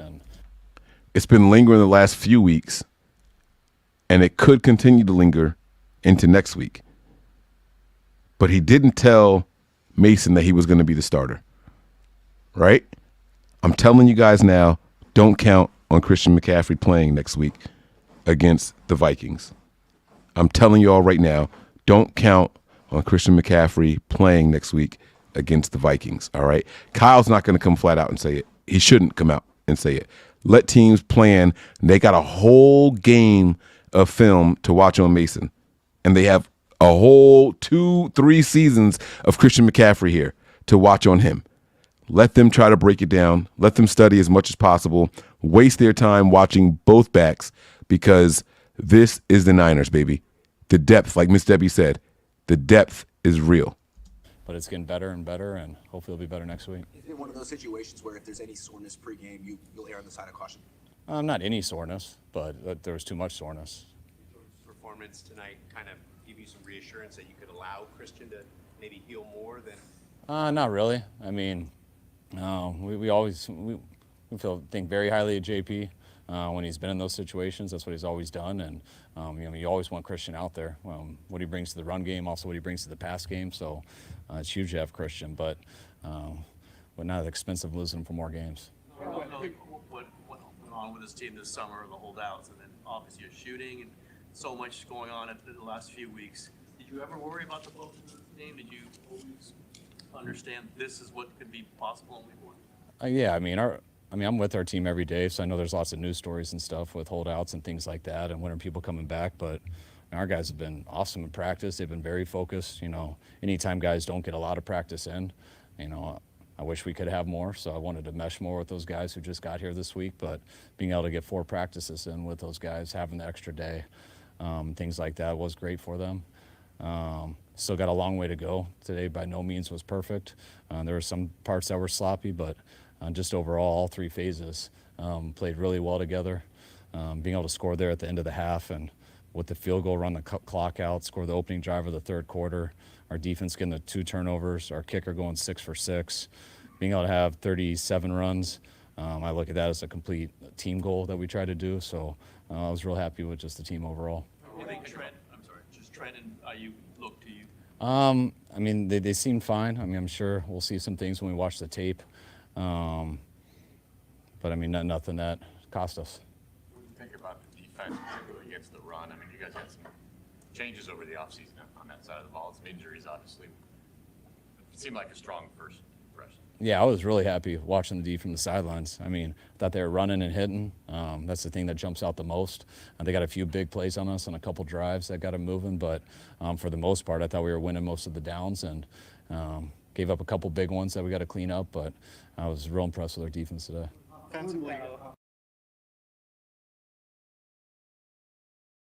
I got to stop it. I'm going to run it back a little bit here, but this was a key question here. He said they got a couple of big plays on us, and I want to emphasize the only touchdown pass the touchdown play that Aaron Rodgers had, his only one, right? They had 13 points with Aaron Rodgers in there. It was a free play. Yeah. Right? Yes. I love that this happened in week 1. Niners defensive players, you play to the whistle. You saw everybody in the secondary let up because they saw our guy jump off sides. The referees can stop that play or they can let it go. We cannot just assume that they're going to stop the play. We can't just assume that anymore. I love that this happened week 1. Everybody in the secondary, you play that guy like your life depends on it until you hear a whistle. Learn from your mistake. That touchdown that we let up was because they got laxed in the secondary on the free play. Had they not got laxed, I don't think that touchdown happens the same exact way.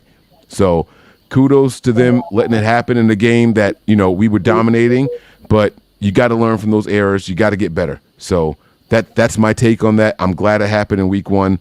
We'll go ahead and let Kyle finish up. Here we go. Then and hitting, that's the thing that jumps out the most. They got a few big plays on us and a couple drives that got them moving, but for the most part, I thought we were winning most of the downs and gave up a couple big ones that we got to clean up, but I was real impressed with our defense today. Offensively, you guys started 3 and out, and then he scored, I think, on 8 straight possessions after that. I don't want to say, did you expect it to go that productive without Christian? Just almost spilled on myself. Sorry, what's that? It's a tough question. You don't really have expectations like that. You try to score every time you get the ball, and I don't expect to go 3 and out ever, but it still happens. So I didn't know that we did that until they just told me, and it kind of made sense that I don't remember seeing Mitch very much, and so that did make sense. Not having Christian is huge, but we've got a team that really commits to running the ball. We got 10 guys out there who block for whoever the running back is, and we got some running backs and some receivers who know how to lower their pads and run the ball too. See from Brock in his first full game without Christian? He seemed very, very good. There was many plays that he left out there. I thought he made some big-time plays. There towards the end, got a little conservative, just felt that we had the game and wanted to focus on winning the game, so we didn't have him do a lot there at the end, and he was very smart with the ball and made sure that there was no chance for them to get back in the game. Jordan got a lot of snaps in the summer, a lot of first-team snaps. Did he get better throughout the summer, and did your confidence in him grow throughout the summer? No, I don't think so. I think Jordan's looked the same as he always has. You know, not just losing Christian, but we lost a number of backs. And the coolest thing for JP that he was in such good shape going to camp that when a lot of guys go down and a guy's got to do a little bit more in practice, then the next thing you worry about is him going down. And if he wanted to come to camp in such good shape and so ready to go, it would have been hard for that not to wear him out. And it never fazed him at all. I mean, every day in practice, he was the same as he's been in the past, and carried it over to the games. And to me, it looks like he always does. Are you as comfortable as you've ever been going for field goals of 50 yards or longer?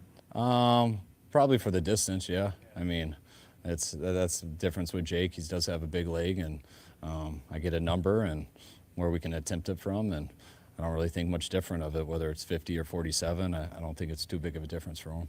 Kyle, pretty much a turnover to start each half. How did that energize the entire team?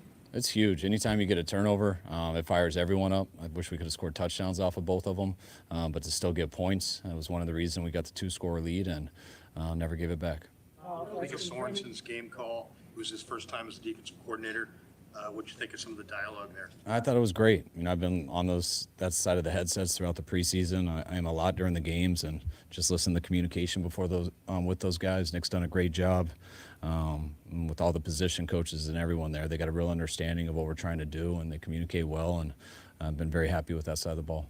In training camp, Bobby Turner said, you know, looking at Jordan's rookie year, that he needed to grow up, and maybe Bobby Turner says that about every running back, but.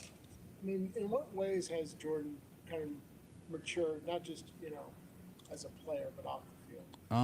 I mean, Jordan's always had a ton of confidence since the first day he got here. And I think What happened?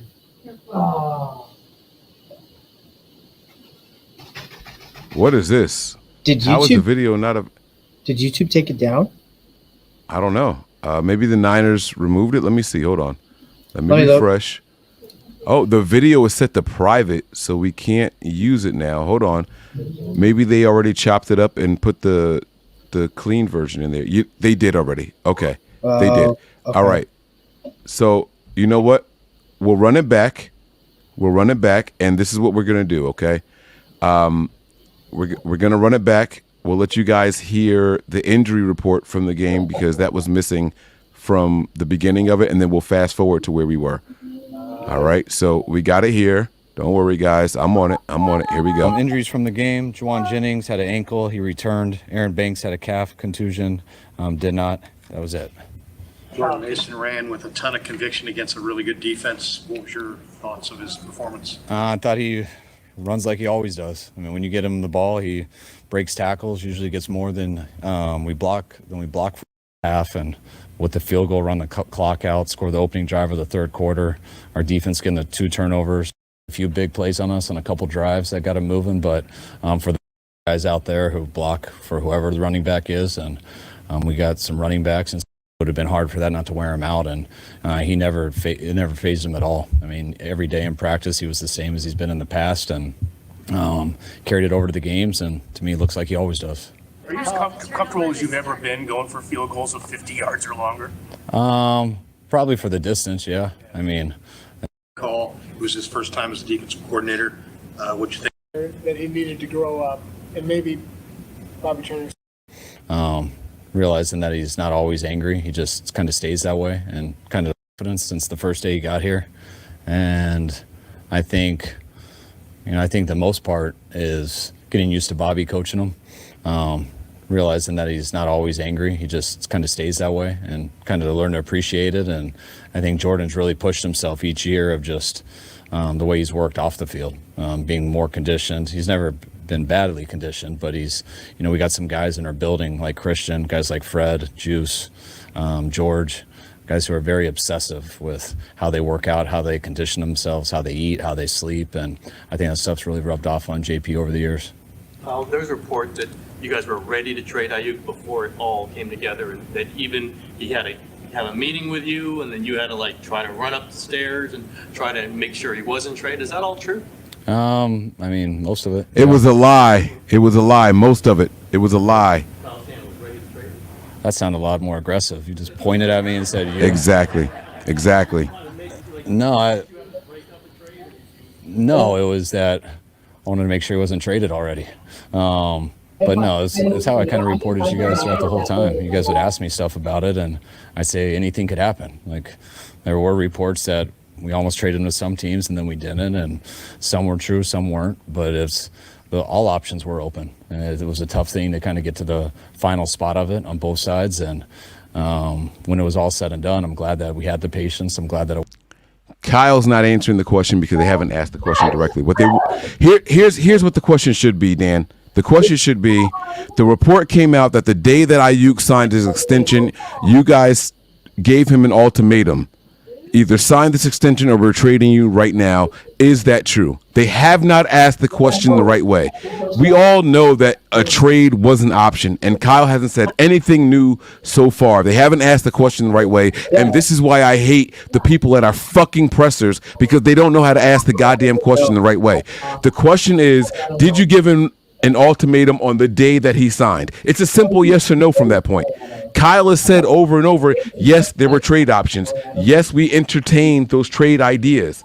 He said all of this for the last two fucking weeks. It was pretty well known that we also entertained those trade options because Ayuk acknowledged them. Exactly. He acknowledged it, especially like the one with the Patriots is probably the most famous because he said, I wanted to play with a good quarterback. And then it wasn't the same thing with the Browns because he mulled the Browns over for what, like a month? And then it came out that, oh, we're gonna do it with the Steelers, and then like we didn't hear anything. Right. For like so it's like 2 extra months. Ask the question the right way. You guys got him up against the ropes right here. Ask the question the right way. And I don't know, maybe they will correct it. They're trying to play chess with him. They're trying to pin him in a corner. Like it's like a gotcha moment, it feels like. It's exactly what it feels like. But I don't know what the point of that is. These questions are pointless at this point because it's already been done. We're moved past that. We're done with it. Right. Let it like go. Who gives a fuck? He's on this team. But if you're going to ask the question, ask it the right way. Don't ask the same question you asked 2 fucking weeks ago. The report came out that there was an ultimatum on the day that he signed his extension. Either sign the extension or we're trading you right now. Yes or no. And just make him answer the fucking question. That's it. Just make him that's it. If you're gonna try to put his back in the corner, then do it the right way. Not this fucking here's a daisy and I love you, but what do you think about that? Like, stop this bullshit, man. Like the media has to get better. I don't know all the people that are in this room, but I know one of them is Grant Cohen, and I feel like he's the one that's repeating this question all the time, and it sounds like him too. So, well, Grant didn't ask one of these so far. We'll see what happens after we hit play, but so far it hasn't been Grant. So, all right, here we go. I'm going back on mute. Here we go. It worked out the way it did because I love having BA here. With the next 2 games on artificial surfaces, will that play a factor into what you do with Christian, particularly the last time you played on artificial? Not totally. I don't think that was because of Dre. I mean, the game, I think that had to do more with the practice week. But, you can make the stuff with turf and everything. It's, I'll ask the player how he's feeling. If they feel good and they're ready to go. Mike, what was the question? They're ready to go. Hear if what they he said say, at the end. I feel good on grass, but not. What was the question? I didn't. I got you. The question was, with the next 2 games being on artificial turf, will that play into whether or not you guys play Christian McCaffrey? Because artificial turf is easier to, upset that Achilles or the tendons and all that stuff. So those are the surfaces that will make those injuries worse. So that's basically what the question is here. The stuff with turf and everything, it's, I'll ask the player how he's feeling. If they feel good and they're ready to go, they're ready to go. If they say, I feel good on grass, but not on turf, that's usually the way of saying that you don't really feel that good. So we'll see how he feels tomorrow. We'll see how he feels the next day, and we'll see how he feels on Sunday. There was a report that Christian probably wouldn't play against Minnesota just because it's a short weekend on turf. You're saying? I'm saying that's amazing. That person must be God, because we just found out he wasn't playing today, and I have no idea how he's going to feel tomorrow or the next day. I thought he was playing this whole week until today. So I don't know. Who knows that he's not playing next week. So. Trent and Brandon performed given what you expected of them to, given their limited practice time? I thought they did a good job. I'm glad they got through it healthy. asked this question You know, it's always easier to rotate skill guys. I've never been in that position with a tackle before, so I didn't totally have an idea of how to handle it. Yeah. It would have felt real weird rotating a tackle throughout the game, and it would have felt even weirder Trent standing next to us with the offense out there. And I think he managed most of the game. He went in for an IV, I believe, sometime in the second half and missed a couple plays, but not too much. I thought it worked out real well for the first time back. All right, thanks, guys. For real. I just like the shading. That might have been one of the dumbest presser questions I think I've ever heard in my life. It's like they go out of their way to like just ask really, really dumbass questions, and it's like, if this is your aha, I got you moment, then fucking do it the right way. You know what I'm saying? They're just trying to stir up controversy at this point, but it doesn't matter. The signings were already done, and that question was stupid. It didn't matter. Right. And it felt like it felt like we spent like 4 minutes of that conversation, like trying to get an answer out of them that they didn't even ask straight up. Right. Like if you're gonna ask the question, then fucking ask the question. I'm cool with the question as long as you ask it the right way. Yeah. You can't fucking coddle the players or the coaches that are up there at the podium. Ask the question directly and get a direct answer. You know what I'm saying? Like when you're trained to be someone in the press, well, at least when you used to be, right? They tell you to ask what's called an open-ended question, an answer that isn't a simple yes or no, right? But if you are going to ask a yes or no question, make it a hard-hitting question. Do you believe that this player was a liability for you today? Hard-hitting question, direct, and you're forcing him to say yes or no. That's all you had to do. That's all you had to do. Like, if you really were that concerned about Brandon Ayuk, to which this has nothing to do with it, but I was. But the thing about it is, if you're going to ask him something like that, just ask him. Don't waste time just sitting there. Excuse my language, pussyfooting around. Yeah. And just ask. That's all you have to do. Yep. Exactly. All right. One more thing. The question. Get it. They acting like they didn't know that like Jordan Mason wasn't going to be ready for this. Right. Come on. Like, come on. Like you've been you've been following this closer than I have, and I still knew Jordan Mason was going to get over 100 yards because the offensive line is really, really, really good. Mm-hmm. Don't be so damn surprised when another running back that comes out that isn't Christian McCaffrey and has a good game. It's gonna happen. Stop doing it. Stop acting like you haven't seen Jordan Mason for the last 2 years. Like we know what he's been doing with the ball in his hands. Like don't act like you haven't seen him this preseason. We saw it last year. He come on, bro. When he came in the game, when he came in a few games, he was pretty good last year. Yeah, you're absolutely right. They're acting like this is the first game that we've seen Jordan Mason in. Talk your shit, man. This is stupid. And like, and that's exactly what I'm talking about. You know what I'm saying? Like last year, Jordan Mason finished with 5.2 yards a carry. In 2022, he finished with 6 yards a carry. Stop acting like what you guys saw tonight was something new. You know what I'm saying? Stop acting like what you saw tonight was something that caught everybody off guard. If you're a 49ers fan, if you follow this team, if you follow Jordan Mason, if you follow what the 49ers do with their players, then you were not surprised at all by Jordan Mason finishing the game averaging 5.2 yards a carry. Seriously, exactly. You weren't surprised by it at all.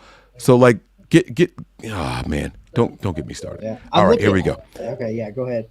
Let's hear from Brock. We got Brock Purdy, we got Fred Warner, we got Trent Williams, and we got Nick Bosa. All right, I'm going to try to not cut these guys off because it's getting late over here on the East Coast. I got to get to work soon, so I'm going to play it as much as I can. If something pertinent jumps out at me, I'll stop it. If something pertinent jumps out to you, let me know, and I'll stop it for you as well, okay? All right, here we go. Oh, let me put the sound on. That would help, Mike. Just not having the whole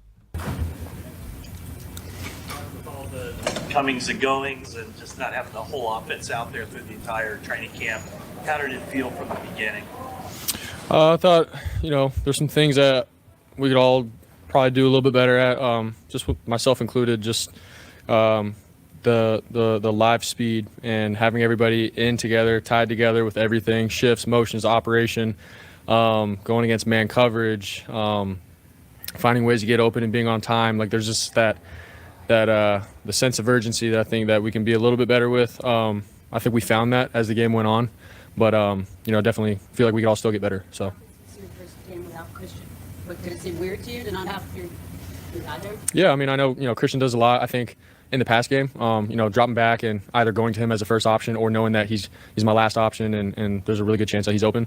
But with JP, I think JP did a good job coming in, and there were some third downs and stuff where I was able to hit him on some check downs and him doing the same thing Christian has done. So obviously, Christian is the best in the league at running back and what he does. I'm not taking anything away from that. But I think JP did a good job of coming in and filling his void and doing his job to allow other guys to get open and allow us to run our offense. So. Not that the team needs confidence, Brock, but given all that you guys went through in the offseason, what happened to Ricky last week, and that traumatic experience, no Christian tonight, to have a convincing win like this against what we all believe is probably going to be a good team, what does that mean for the club? Yeah, I think it's good for us.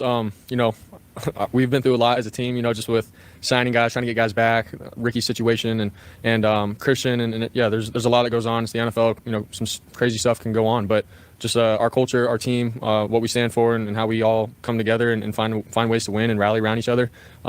We do it right here. And that's something that I stand on and firmly believe in, and we all do. So, I'm very proud of the guys to be able to, fight through just all the adversity and stuff that we've been going through in the last however many months. But we're just going to keep pushing. Jordan brought them together. How have you seen him grow in the 3 years that you've been with him? What was it like to see him have the success that he had tonight? Yeah, I mean, just coming in rookie year, trying to learn the playbook together. He and I would meet a lot and go through everything. So he's always had that drive to learn, and knowing that we were guys that I was the last pick and he was undrafted, and knowing that we weren't going to have a lot of opportunities and we had to make the most of the opportunities that we got. So he knew that, and we both did. And so to see him over the last 2 years, just push the envelope more and more every year, and then get an op, this year at camp and do well with it. And obviously in the first game of the season, he did great with it. So really, really excited for him. He's earned it, man. He's the kind of guy that it was not given to him. And so to see him go out and do what he did tonight, man, I'm so happy for him, and I know he's going to keep pushing. Brock Mason bought that Jugs gun and told us about it. And it seems like it's improved his catch radius this summer. Have you noticed that? Yeah, I think just him getting out of the backfield, reading the defense as a quarterback does and what Christian does really well. JP grew in that area, and then obviously just with his hands getting better, he's just smooth, soft. Sometimes running backs can be a little bobbly on checkdowns and stuff, but he's the kind of guy now where he looks things in, gets it tucked in really well, and then he's off and going. So that's an area that he definitely got better at, and we saw it tonight. Were you aware that you scored on all 8 of your series after the opening 3 and out? And are you disappointed that Moody got 6 field goals? I didn't know that. I'm happy for Moody. But yeah, I mean, it's for us as an offense. It's like, man, we want to score touchdowns, and we're hard on ourselves about I think it was a 3rd and 8 or 3rd and 10, and coming up short. And it's like, man, there's areas where we want to push each other and get a little better, and that starts with me. So, but I'm glad Moody got some good work in, and he did a great job tonight. Thanks, guys. It was game 1 for Sports, and I thought he called a pretty good game. What did you think of the game he called? Called a great game. I love the way that he, approaches the preparation, the way that he leads our group, and ultimately, goes out there and calls a flawless game. There's things to clean up on our side as players, execution-wise, but I'm proud of the way that we fought. When you see that fighting, you used a right hook to punch a ball. Yeah. Did that kind of send the message you wanted to? Yeah, man. It's something I practice all the time. I'm trying to do whatever I can to help our team win games, man. I know how important it is to take the ball away. We always shoot for 3 takeaways. We got 2, so we need that one extra one going into next week. But it's first of many. When you say that they called it flawless game, what do you mean exactly by that? Are you kind of guessing along with him and thinking, what's he going to call into your helmet next, or how does that kind of work its way out? Yeah, I think we kind of go throughout the week of me and him talking about his mindset throughout the game. I mean, it was a unique preparation because we didn't know exactly how they were going to come out and attack us, right? We kind of could go back and look at Packers stuff. We tried to look at the Jets games last year, but having Aaron and the Jets together, it was going to be a unique combination to try to fill it out. So I just think he kept it pretty simple, allowed us to just go out and play free, and we continued to communicate throughout the game. So it was just good to kind of get that first one under our belt. Success. You're not tackling Jordan Mason in training camp, but I mean, do you get a sense of his physicality? And did you? I don't know if you expected 147 yards, but I mean, did you expect that was possible when he goes in for Christian? I mean, I know it sounds silly, but I truly do expect that of him. I love the fact that Jordan he trained here this offseason. Chose to train here with me and some of the other linebackers, Flan and Curtis. And we compete here. Even in the offseason, I saw him with a different mindset that he was going to be ready for his moment when it did come. All training camp, he got a lot of reps, obviously with Christian out, and you mentioned it. Even though I'm not tackling him to the ground, I can still feel the physicality and seeing it throughout the preseason. He was ready for his moment, and I'm so happy for him and being able to continue to grow in the system. Rush tomato on defense maybe not be where you want to be at the end of last year. Seemed like a lot of success tonight. What do you think helped kind of get that part of the game going? Yeah, I think it starts with execution. We all got to obviously be on our assignment, on our job, and then it goes hand in hand with the style of play. Honestly, I think what separates defenses in this league, there's a lot of rules to protect offensive players, but at the end of the day, if you want to separate yourself as a defense, you got to play with a certain physicality. And I feel like we did that from the first snap all the way through the game. There's some things to clean up, some missed tackles, but ultimately, I think we did a good job. Parker and Collins were really good against the run, I thought, in this game. What did you think of playing behind that duo tonight? It felt good. I got to watch the tape, but it felt right out there for sure. Yeah. Say anything to you after this game? Yeah, but I'll keep it between me and him this time. Similar message. Yeah. Did he look like Aaron Rodgers to you? I mean, a year off? Absolutely. I mean, he's still got that savvy vet to him. Getting us off sides and throwing a touchdown down the field. Classic Aaron. Obviously they got some things to clean up, but ultimately, at least they got him. Not that you guys are in need of a confidence boost, but with so much going on this offseason, what does a win like this kind of do for you guys moving forward? Yeah, I mean, you always have an idea of the type of team you got heading into a year, but you never really know until you go out there week one and you see it, right? And so to be able to put a performance of a true team effort, offensively, defensively, kicking game, it obviously builds confidence going into week two. All star power and offense, but a lot of those guys weren't on the field during the offseason. Did the defense kind of put it upon yourselves to kind of raise the level and almost to the point like you don't know how many points the offense is going to score, but you guys got to take care of business? Yeah, I think regardless of, that's like you mentioned, it's a star-studded offense. You got all pros at every level. But regardless, I feel like defensively it's our job to go out and win games defensively, regardless of what we got on offense. I think if we keep that mindset on top of having a dominant offense, that's when you really overwhelm teams. Okay, thanks, guys. Think about this. What makes this team so impervious to outside noise and influences? When the guys are holding out, or you have almost a near legit tragedy over the last weekend, and you guys always seem to be able to zoom right back in. We got great leaders in this locker room, and we got people who follow the leaders, and we got leaders that echo what the coaches are preaching, and so I think that's the reason our locker room is able to stay focused. You've been able to see Jordan kind of grow up here over the last 3 years. In what ways has he grown up, and what was it like seeing him do what he did? I mean, you've seen it. Honestly, every time he touched the ball, in my recollection, he looked like that. He looked like tonight. But obviously becoming more of a pro. But I'm sure he's grown up over the last couple of years. But it's not like I can see a glaring, he matured. Like he came in pretty mature, and he was always ready for his opportunity. Even being third, fourth back, he was always ready, and he came in. Closed a lot of games for us and ran tough, and he earned everybody's respect. He said during the offseason he got a Jets machine, went home, his dad was practicing with him. He really took the offseason seriously. So did he seem more focused when he came in this year? I didn't see him when he came in because I went here. I don't know if you heard or not. But no, when I came in, obviously just talking to him before the game, we knew he was going to be RB1 today. When we found out he was going to be RB1, I went up to him and just gave him a little pep talk, see where he was, and he was, laser focused, ready to go. And I knew from that point on, I ain't had to worry about it. I knew he was going to have a great game. I knew it, so I'm glad he proved me right. How did you feel game one versus other game ones? I mean, was it a market difference for you? Yeah, it was uncharted waters for me. I've never been in a situation where I didn't have the luxury of being able to knock the rust off in camp. I've never came off a 6-month layoff, 7-month layoff, and right in the game week. You know what I'm saying? So that was new for me. I really didn't know what to expect. Obviously, I played a lot of football, so I knew it would come back to me. I just didn't know how long it'd take. Obviously, there's rust involved. Got to get in football shape. I hadn't played football. You can't really replicate, the exhaustion that you kind of put yourself through during a football game, especially old linemen. It's like pushing a truck every play. So I honestly, I didn't know what to expect tonight. I have a lot of confidence in myself to go and play at a high level, but like I said, it's uncharted water, so I didn't know how much that would affect me. And for week two, just getting a short week, you had to have an IV this week. Are you worried about Minnesota at all? No, not worried. Are you worried about what it'll feel like when you wake up tomorrow? No, we got a little cold tub in there. If it hurt that bad, I'm gonna go jump in.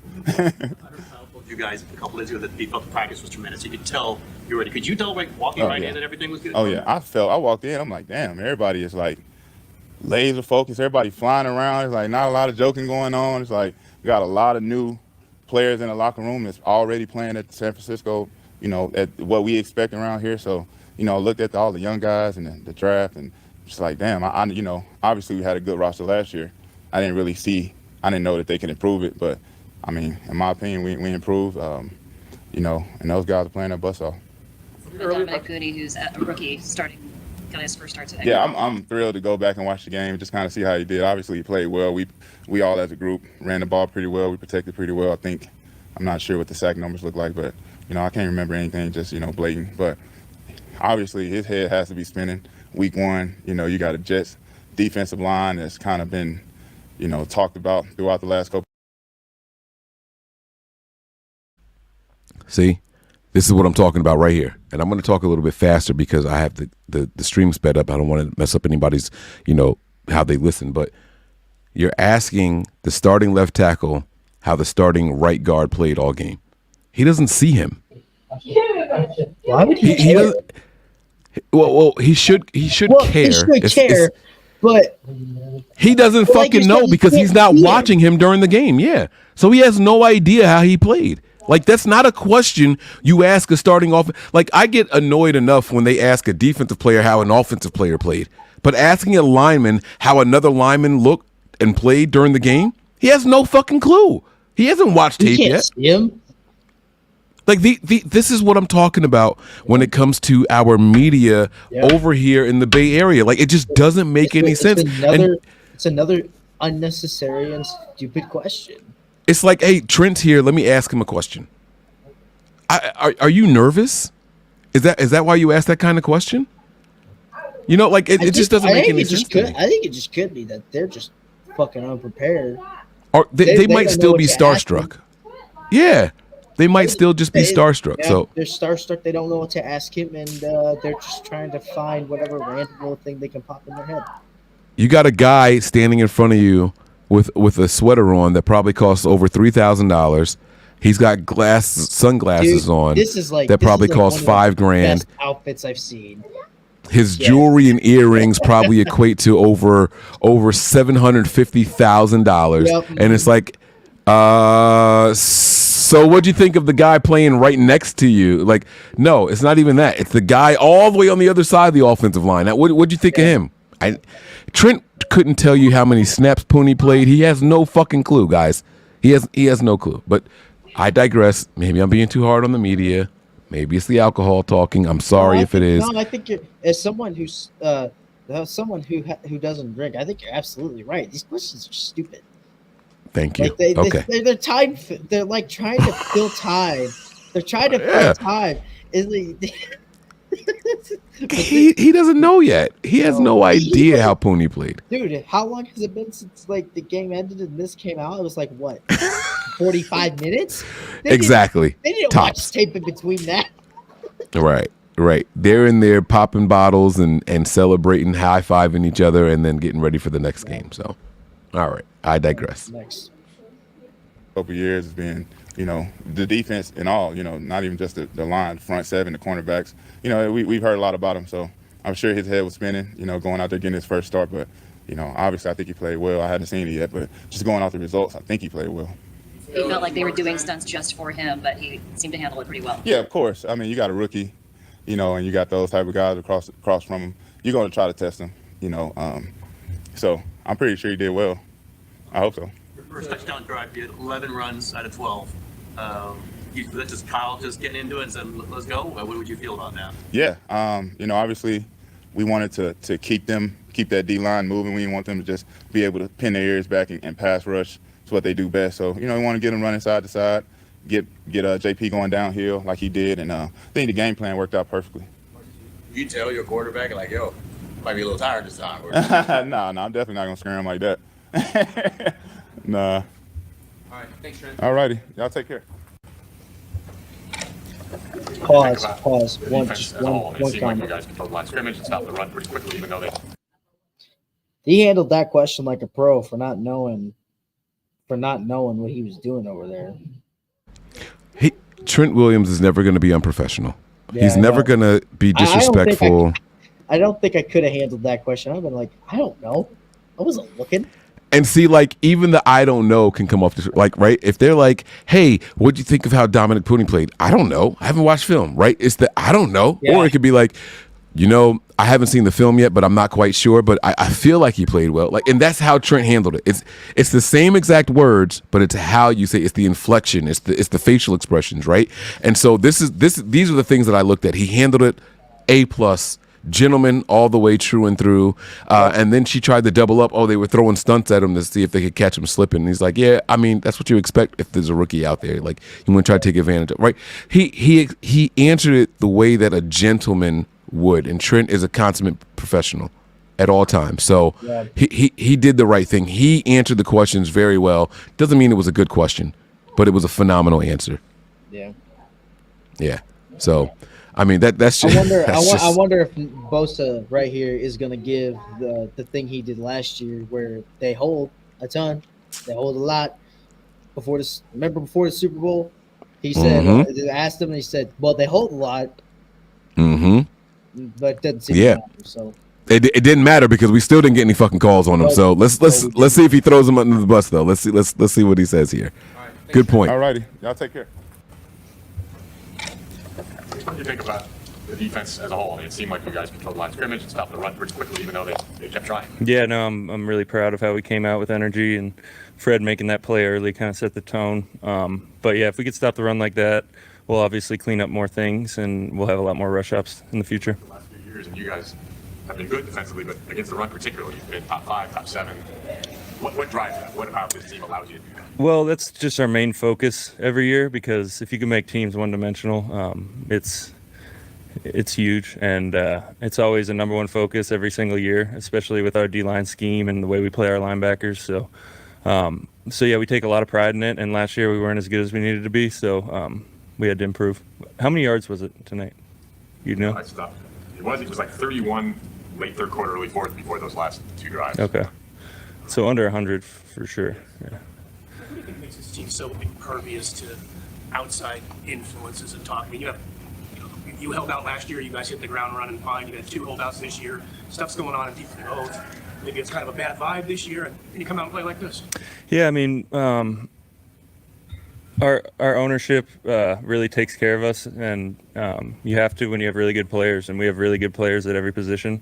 And when guys aren't there, I mean, we have their back. We know that when they get back, they're going to work their butts off. So it doesn't change when they're not here. We're working, and when they come, we're working. So it's a good day. I think Leonard Floyd said that you guys are just really scratching the surface of what the potential of this defensive line could do. How did you feel out there with that? I agree. Yeah, I think having him on the other side is going to open up a lot of things for all the guys rushing. And Malik played an awesome game in the run, and he's a great vet to have. And me and him are gonna work really well together on the left there. Yeah. What is it about the changes? I mean, obviously you lost Eric, who was such a mainstay here, and you got a couple injuries with Dre and Funga. It sounds like you're confident and comfortable with the new faces, I guess. Yeah, no, that's a testament to Kyle and John and all the scouts finding guys who fit us and fit our culture. And you really have no choice when you come into this building to not play with great effort and play Niner football. And I think tonight was the epitome of a Niner win. Like to have Nick Sorensen out there in his first game as defensive coordinator, how do you think he's kind of changed the defense? He hasn't changed much. We have a few things that we really didn't get to that are a little different, but I think just keeping it simple, doing what we do best, and it works out usually. You referenced these guys earlier, but what specifically about Collins and Floyd makes them fit this? Why are they good matches? Well, Floyd is just a ball of energy, and he could run, and people think he's a smaller, skinnier guy that can't play the run, but he's explosive as heck, so he could really play the run like we need him to, and obviously he could rush. His speed rush is he's proved it throughout his career. And then Malik, just a beast in the run game, big guy, and if he could do that all year, then we're going to be in good shape. Coincidence that he had Aaron's last sack and then got his first sack this year? Yeah, no, he gets to the quarterback, and we're going to need him to. Last year, I mean, because you weren't here during training camp, it didn't seem like as fast of a start. Do you feel like this is a more cohesive group because everybody was here through training camp? Yeah, I mean, you definitely build some cohesiveness, and like you said, we're just scratching the surface. We're gonna have a lot of fun games, I think. Thank you.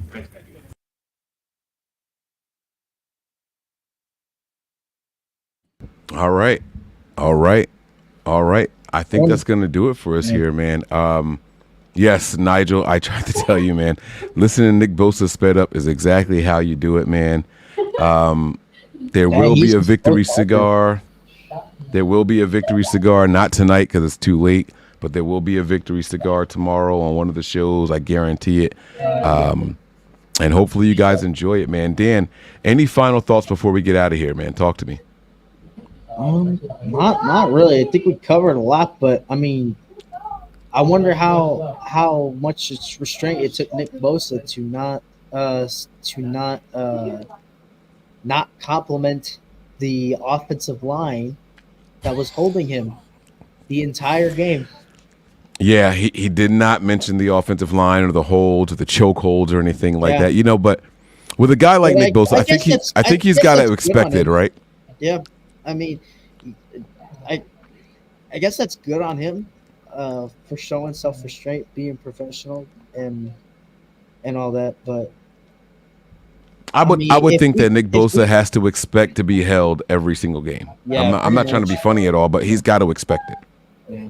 And I'm gonna make my last comments, my thoughts. I'm not gonna talk about Brandon Ayuk tonight because I'm still mad at him.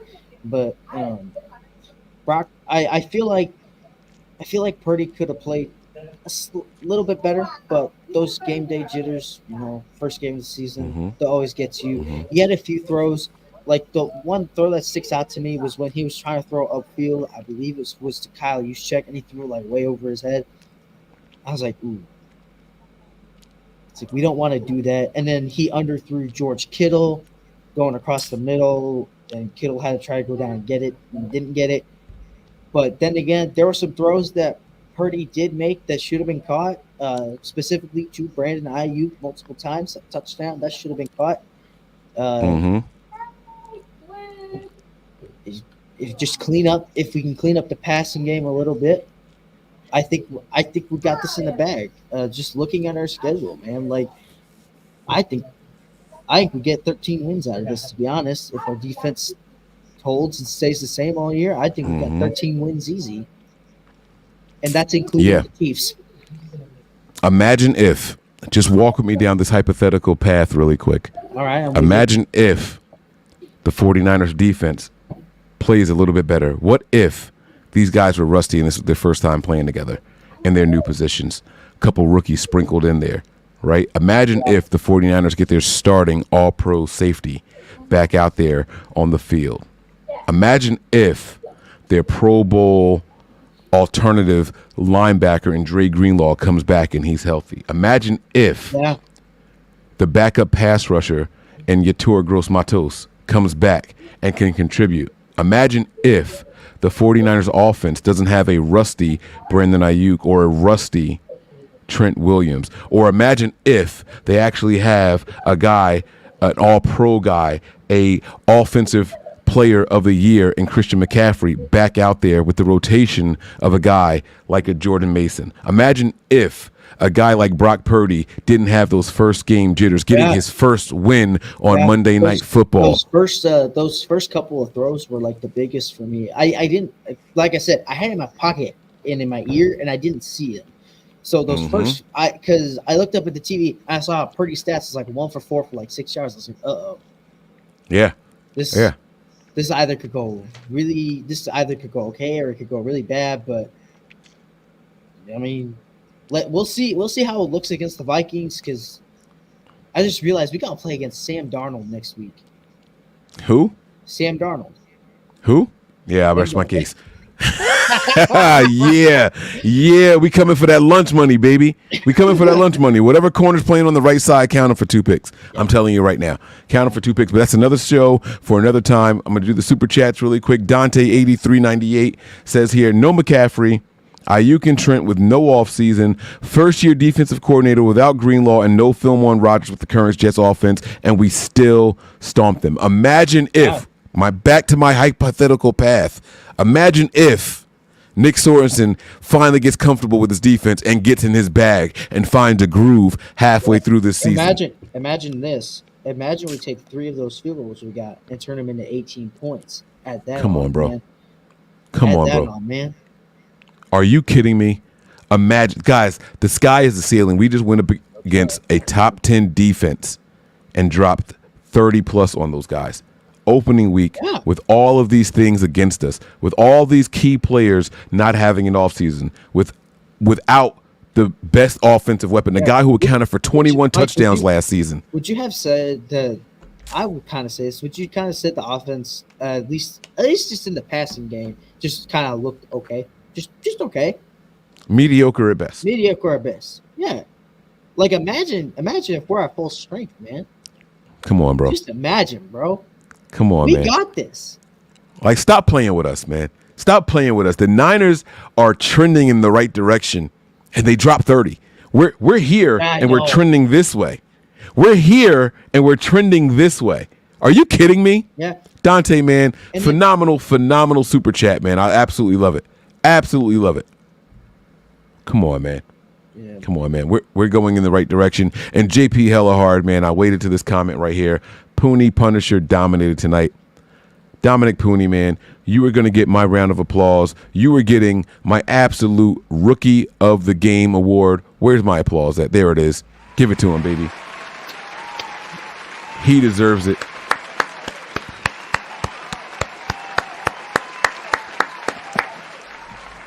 He absolutely deserves it. Dominic Pooney went out there, took care of business. He did exactly what he was supposed to do tonight.